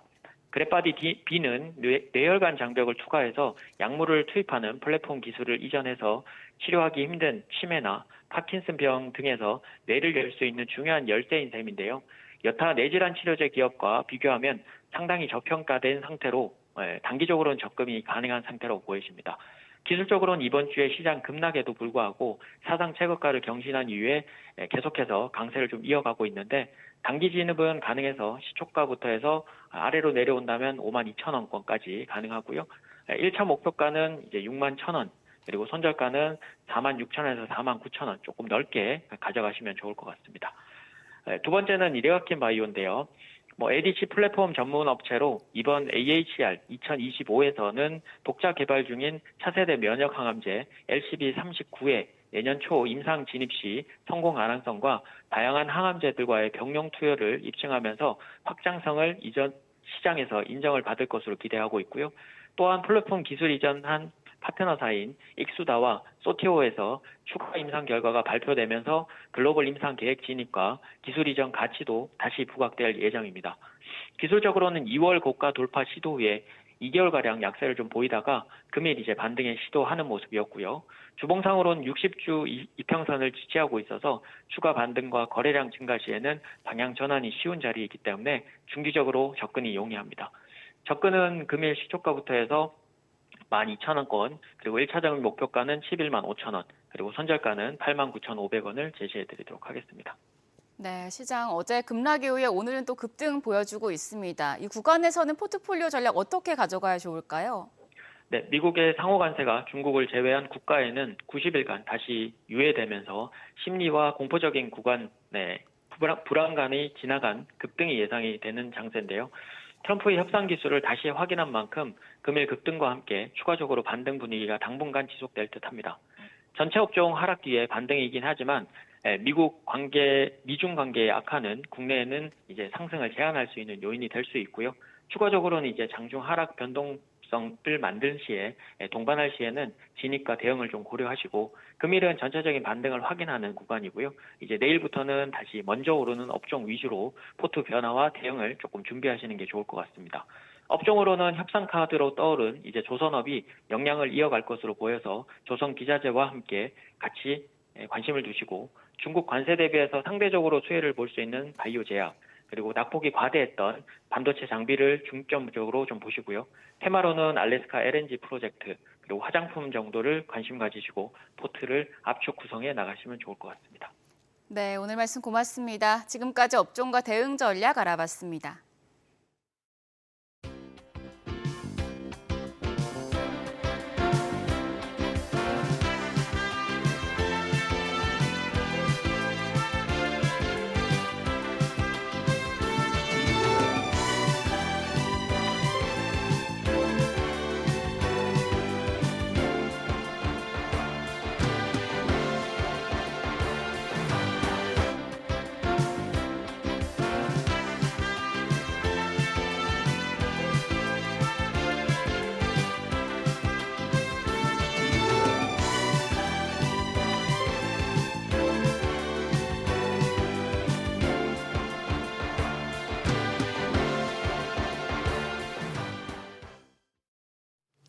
달러 환율 외환 시장 변동성이 굉장히 커지고 있습니다. 특히나 트럼프 대통령의 관세 정책에 좀 많은 영향을 받고 있는 모습이고요. 물론 간밤에는 이제 상호 관세 90일간 유예된다는 소식이 있었습니다만 그럼에도 불구하고 외환 시장 지금 예측 자체가 좀 쉽지 않은 것 같습니다. 그런 것 같습니다. 예.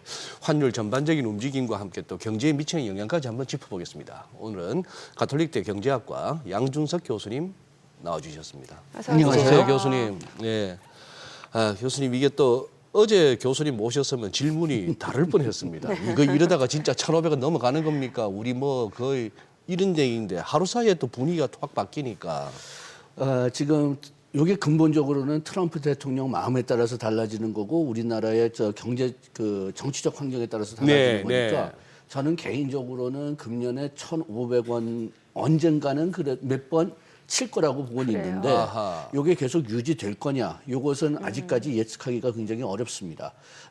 근본적으로 1,500을 언젠가는 칠 거라 이유는 지금 트럼프 대통령이 일부에서는 계획에 따라서 지금 이거 다 하고 있다고 얘기를 하지만은 개인적으로는 그 계획에 따라서 하는 것보다는 시장 반응을 보고 다시 반응을 하는 것 같기 때문에 그렇기 때문에 트럼프 대통령이 다시 생기면은 그러면 또 관세를 올리겠다든지 새 관세를 부과하겠다든지 그런 식으로 또 이제 국제 경제 혼란을 가지고 올 것 같고요. 관세뿐만이 아니라 국채 관련된 금리 관련된 사항도 지금 손을 댈 것 같으니까 그렇기 때문에 이 변동성이 어떻게 될지 지금 예측을 할 수가 없고 또 역시 우리나라도 최소한도 다음 한 2-3달 동안은 정치적 혼란이 상당히 심할 거고 그렇기 때문에 변동성이 굉장히 클 걸로 예상하는데 변동성에 대해서 또 이제 시장에서 과민 반응을 한다면은 1,500은 충분히 칠 수 있는 거죠. 지금 말씀하신 내용을 들어보면은 이미 요새 공항에서 환전하다 보면 1,500원 줘야 된다는 것던데 교수님 보시기에는 결국 1,500원이라는 레벨을 한번 연내 몇 차례 건드릴 수는 있을 것 같은데 그 위에 계속 머무르냐 더 올라가느냐는 그거는 지금 이제 우리가 지금 하려고 하는 미국과의 관세 협상에도 달려 있고 그다음에 또 그 미국 내에서 어떤 정책을 가지고 오느냐 여기에 또 관련돼 있고 네. 그다음에 또 트럼프가 만약 우리나라하고 중국의 경제 관계를 어떻게 제한시키겠다고 마음 먹으면은 여기에 또 관련이 있을 수가 있고 예. 그다음에 또 이제 새 정부가 들어올 텐데 예. 그 새 정부의 또 경제 정책이 어떻게 나갈 거냐 이것도 또 역시 그 영향을 미칠 수가 있고 또 아무래도 지금 우리나라 국내 그 정치 환경이 굉장히 분열돼 있으니까 그렇습니다. 이것 따라서 네. 또 경제 그 어떤 그 정책에 대한 분열이 또 증가하느냐 여기에 대해서도 또 이제 영향을 줄 수가 있고요. 그래가지고선 지금 우리가 한두 문제만 해야 되는 게 아니라 네. 여러 문제를 동시에 해결해야 되는데 제 생각으로는 동시에 해결하기는 거의 불가능할 거고요. 네네. 그렇다면은 변동성이 계속 금년에 최소한도 그냥 트럼프 대통령이 그 실권을 가지고 있는 동안에는 계속 변동성이 굉장히 클 걸로 예상합니다. 아니 뭐 오늘은 물론 달러 환율이 좀 많이 떨어지긴 합니다만 최근 추세를 봤을 때는 유독 달러 가치 대비 원화가 굉장히 가치가 좀 많이 떨어진 상황이었잖아요. 예. 예. 그 요인을 뭐라고 볼 수 있을까요? 그러니까 지금 첫째로 본다면은 그 우리나라가 아주 근본적으로는 지금 트럼프 리스크하고 예. 그다음에 그 정치적 리스크가 지금 이제 관련이 돼 있었는데 네. 그게 실질적으로는 다 풀리지 않았어요. 그렇지만은 지난번에 헌법재판소에서 저 판결이 나온 다음에 이제 또 환율이 1660대에서 1640대로 떨어졌었는데 그거는 조금 좀 과하게 떨어지지 않았나 좀 생각됩니다. 그 이유가 뭐냐 하면 아까 얘기했던 트럼프 리스크가 계속되고 그것 때문에 우리 정치적 리스크가 끝난 게 아니었거든요. 네. 지금 이제 대선 계속 남아 있으니까 대선에 대한 그 리스크도 남아 있는데 그렇지만 일단 떨어지니까 좀 시장이 좀 과민 반응한 그런 그 느낌이 들다가 그 다음에 이제 주말 지난 다음에 그 상호 관세가 진짜 들어온다. 예. 그리고 10% 보편 관세는 미국이 실제로 때렸죠. 그렇게 되니까 월요일에 그 미국의 뭐 주식 시장도 상당히 큰 충격을 받았고 우리나라도 지금 그 너무나 걱정을 하게 됐으니까 그때 다시 이제 또 올라갔다가 그러다가 어저께 그 상호 관세가 때려졌죠. 예, 일단 예, 몇 시간 동안이라도. 그렇게 되니까 우리나라 가장 큰 타격을 받을 나라 중에 하나로 지금 예상되고 있습니다. 우리나라가 지금 그 미국 그 수출에 의존하는 그 금액을 그 GDP로 대강 환산해 보면 한 9%거든요. 예. 그 중국이 GDP 한 9%, 그다음에 미국이 한 9%. 예. 그러면은 우리가 그 캐나다하고 멕시코를 제외하면은 거의 제일 큽니다. 그렇기 때문에 이렇게 상호 관세를 매긴다면은 그러면은 우리나라가 가장 큰 어떤 피해를 받을 수가 있다. 그래가지고선 또 역시 또 일부는 합리적으로 올라갔고 일부는 거기에 또 과잉 반응해가지고선 뭐 어저께 뭐 1,480인가 그렇게까지 이제 올라갔다가 오늘은 다시 또 관세를 연기시킨다. 네네. 그렇게 나오니까 또 다시 내려왔는데 이것도 조금 과잉 반응은 아닌가 생각합니다. 그러니까 뭐 그 오늘 지나고 다른 큰 뉴스가 없으면은 네. 그러면은 내일이나 모레는 또 다시 한 10원 정도 올라가지 않을까 좀 그런 생각이 드네요. 뭐 트레이딩하는 딜러들 입장에서야 이게 뭐 대박 아니면 쪽박이겠는데요. 지금 그렇게 돼가고 있습니다. 그래서 그 문제가 뭐냐면 네. 트럼프가 그 전하고 지금하고 좀 달라진 큰 그 문제점 중에 하나가 예. 전에는 관세를 때리겠다. 예. 그러다가 관세 때리기 전에 좀 후퇴하든지 협상을 네. 하든지 했는데 이제는 관세를 때린 다음에 협상을 예. 한단 말이에요. 예. 그렇게 되니까 시장이 영향받을 수밖에 없습니다. 그리고 지금 기업들도 영향을 받을 수밖에 없는데 운이 좋아가지고선 화요일에 들어오면 관세가 낮은데 수요일에 들어오면 관세가 높아지고 목요일에 들어오면 또 관세가 낮아지는 네, 거예요. 그러니까요. 예. 근데 교수님 다음 질문 여쭙기 전에 기본적으로 요걸 한번 정리를 하고 가야 될 것 같은데 지금 이제 우리가 트럼프 일기 때 경험했던 거는 트럼프 대통령이 뭐 중국에다가 관세를 막 때리고 했을 때 위안화가 막 약세로 가고 막 7위안을 올라서고 해서 막 긴장도 하고 그래서 또 지금도 그런 차원에서 평가 전환을 하는 거 아니냐 중국이 이렇게 나옵니다만 최근 들어서는 관세를 갖고 그렇게 드라이브를 거는데도 불구하고 국채 금리도 떨어졌지만 달러도 떨어졌단 말입니다. 이 현상에 대해서 이제 또 심하게 나가는 사람들은 기본적으로 달러 패권에 약간 세상이 의심이 강해진 거 아니냐 이렇게도 보는데. 지금 미국 내 금융계에서도 네. 지금 그 미국이 기축 통화 계속 원하느냐 안 원하느냐 네, 네. 여기에 대해서 의문감이 굉장히 큽니다. 네. 지금 지금 모두 다 지금 그 인용하는 보고서는 그 미국의 경제 자문단장인 그 모란이 작년 11월에 쓴 그 보고서를 가지고 지금 다 스티븐 추측을 미란이 하고 쓴 거, 있는데요. 예, 예. 그런데 거기에 읽어보고 분석한 분들이 계속 얘기할 거는 이거는 미국이 달러를 약화시키면서 동시에 기축 통화를 유지하고 싶다. 그렇게 얘기하는데 그게 가능하냐?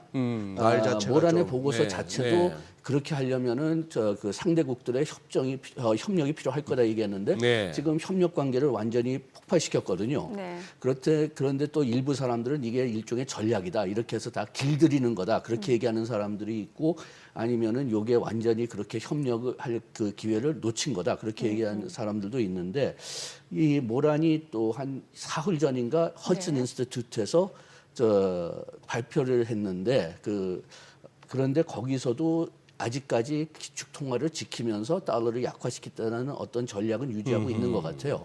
그럼에도 불구하고 제가 아까 이번에 트럼프가 그 관세를 좀 지연시킨 게 이게 계획에 따라서냐 아니면은 그냥 갑자기 한 거냐 예. 여기에 대해서 제가 좀 의심 가는 게 어저께 그 미국 국채 금리가 갑자기 한 2시간 내에 한 0.5포인트 0.5% 포인트 증가했잖아요. 예. 요걸 완전히 예측하지 못한 것 같습니다. 그러니까요. 예, 그리고 그 당시에 USTR 장 그리얼이 의회에서 청문회를 하고 있었는데 예. 그런데 관세를 내릴 거라는 그 통보를 전혀 못 받았나 봐요. 아하, 이거를 아하. 청문회 중에 받았다고 합니다.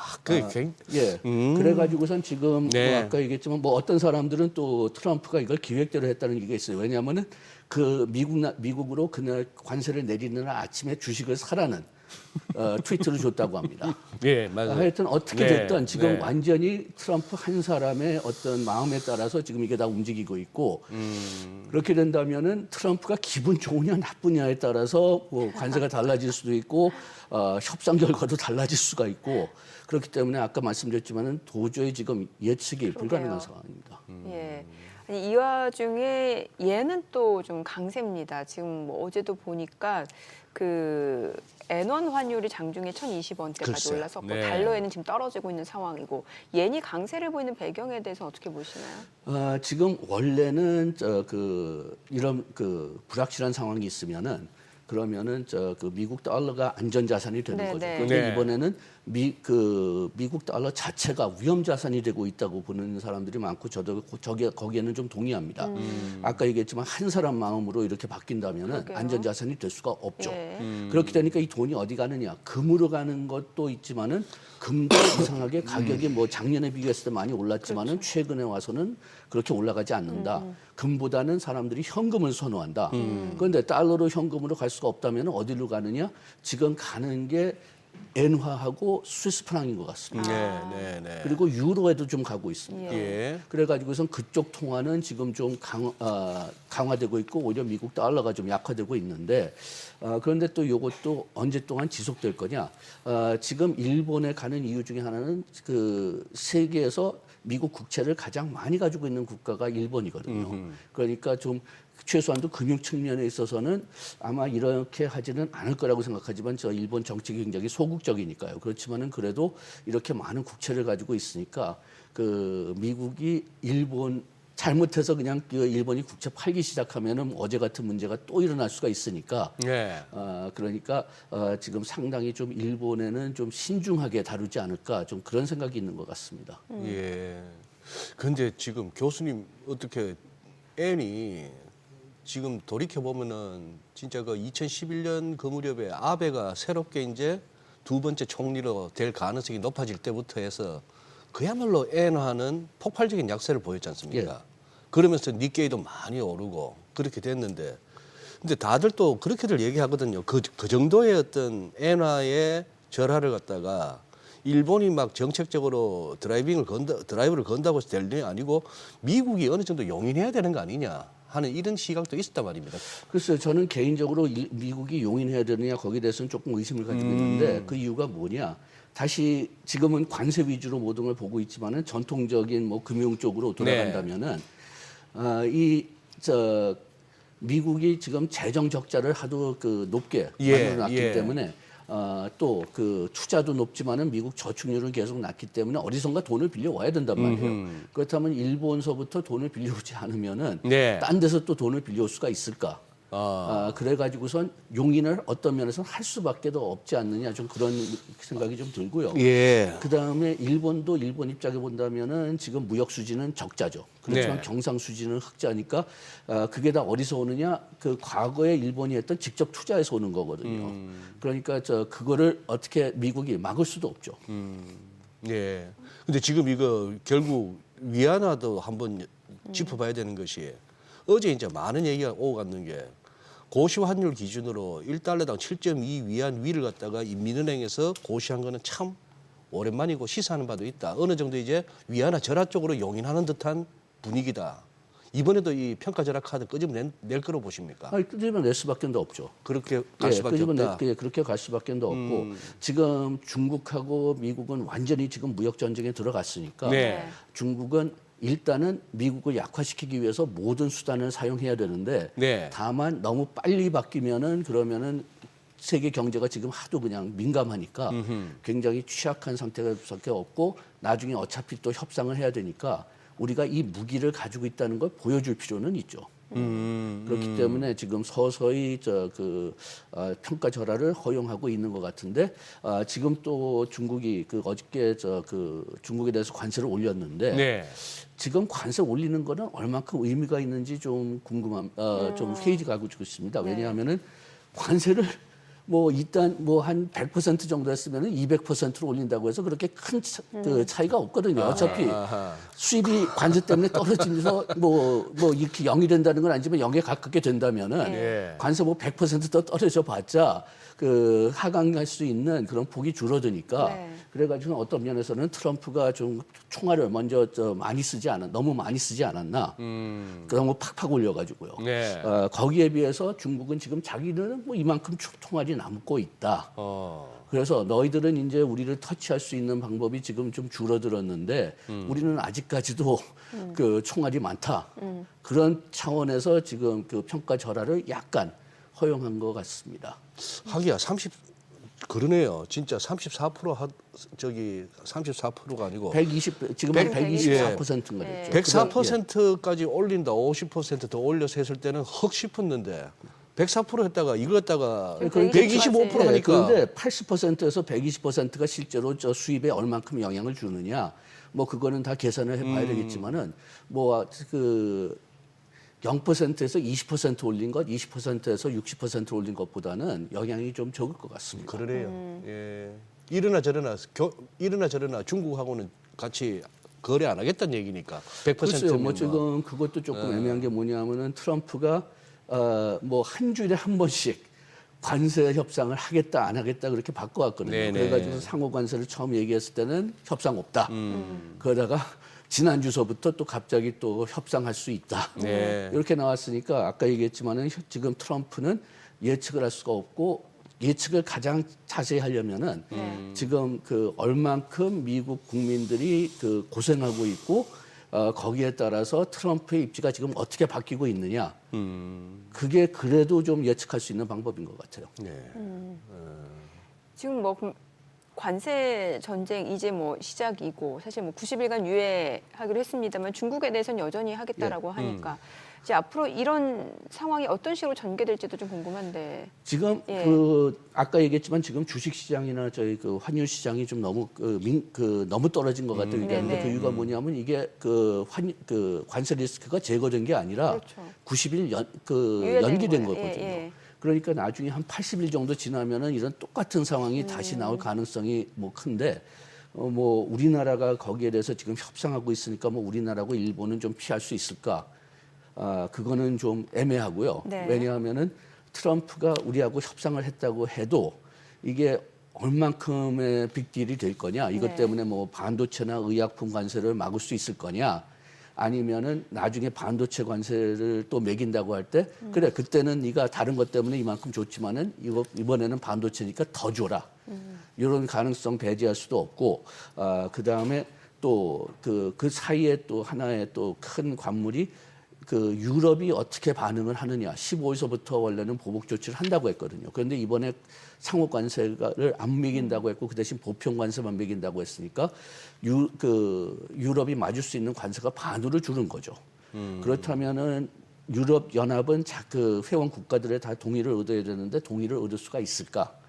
그게 좀 애매한데 나중에 또 90일 지나가지고선 다시 20%를 때리겠다고 하면은 이 위협이 다시 돌아오는 거죠. 네. 그래가지고선 지금 그 상황은 끝난 게 아니고 그냥 90일 연기된 상태인데 우리가 진짜 좀 시장이 미래를 본다고 생각한다면은 그러면 리스크가 없어지지 않았기 때문에 변화가 그렇게 커야 되지 않는데 미국 주식시장, 우리나라 주식시장, 환율시장 다 마찬가지로 지금 굉장히 선호됐단 말이에요. 네. 그렇기 때문에 여기에 지금 좀 과잉 반응하지 않았나 좀 그런 생각이 듭니다. 그렇게요. 지금 우리도 참 어떻게 보면은 누가 과연 트럼프 대통령하고 이렇게 협상을 주도해 나가야 되느냐 하는 그런 현실적인 어려움이 있는 게 우리나라 현실인데 어쨌거나 지금 통상교섭본부장 정인규 본부장 중심으로 해서 협상팀이 미국은 갔다는데 우리가 뭐 제시할 수 있는 게 뭐가 있을까요? 뭐 우리가 지금 네. 아까 얘기했던 그 모란 CEA 장이 그 허튼 인스티튜트에서 얘기할 때 네. 5개 중에서 몇 개를 하라고 했어요. 5개 중에. 5개 중에서 예. 첫째는 상호관세 그대로 받아들여라. 보복 없이. 받아들여라. 그렇지 않으면은 무역 적자를 미국에 대한 무역 적자를 줄여라. 그러니까 비관세 장벽 줄이고 뭐 예. 에너지 같은 거 예. 사고 그런 걸 얘기하겠죠. 그다음에 세 번째는 국방비를 늘리고 미국에서부터의 조달을 늘려라. 그다음에 네 번째는 잠깐 그 기억을 못 하겠는 지금 잠깐 좀 혹시 기억이 뭐 없었는데 국채 좀 많이 사라 이런 얘기는 없었고요. 채권 많이 사라는 얘기는 없었고요. 미국에 많이 투자해라. 미국에 공장을 지어라. 그런데 그렇게 된다면은 전통적인 경제학 이론에서는 무역 적자가 늘어납니다. 미국이. 그래서 그 경제학계에서는 이 5개 상황을 듣고선 좀 모란을 좀 놀리는 얘기들이 많았어요. 그래요? 5번째는 그냥 아예 돈 줘라. 그냥 아예 돈 줘라. 왜냐 이 논리가 뭐냐 하면은 미국은 국제적 공공재를 제공한다. 그러니까 거기에 대한 대가를 내야 된다. 세금 내라. 예. 그래가지고 지금 또 그 얼만큼 트럼프 대통령이 모란을 듣고 있는지는 모르겠고, 그 다음에 또 그 무역을 하면은 지금 또 나바로가 가장 좀 영향력을 가지고 있다고 보는데 이 나바로는 베트남이 0% 관세를 제시했거든요. 그런데 그것도 안 된다고 했어요. 그러니까. 그러니까 지금 신호가 어디서 나오는지 협상을 누구 해야 되는지 그것도 완전히 모르고 제 개인적인 생각으로는 지금 빅딜을 하는 게 좀 실수라고 생각하는데 왜냐하면 아까 얘기했지만은 트럼프가 또 다른 관세를 매기면서 또 더 달라고 할 수도 있고 또 우리가 뭐 트럼프 일기 때 다 협상한 거잖아요. 그런데 갑자기 와가지고서 다 무효시켜가지고 그렇게 해서 우리도 좀 그 빅딜을 하는 것보다는 그쪽에서 뭐 받을 때 조금씩 주면서 그렇게 하는 협상이 더 나을 것 같은데 뭐 일단은 기다려봐야 되죠. 네, 알겠습니다. 오늘 내용 잘 들었습니다. 네. 고맙습니다. 감사합니다.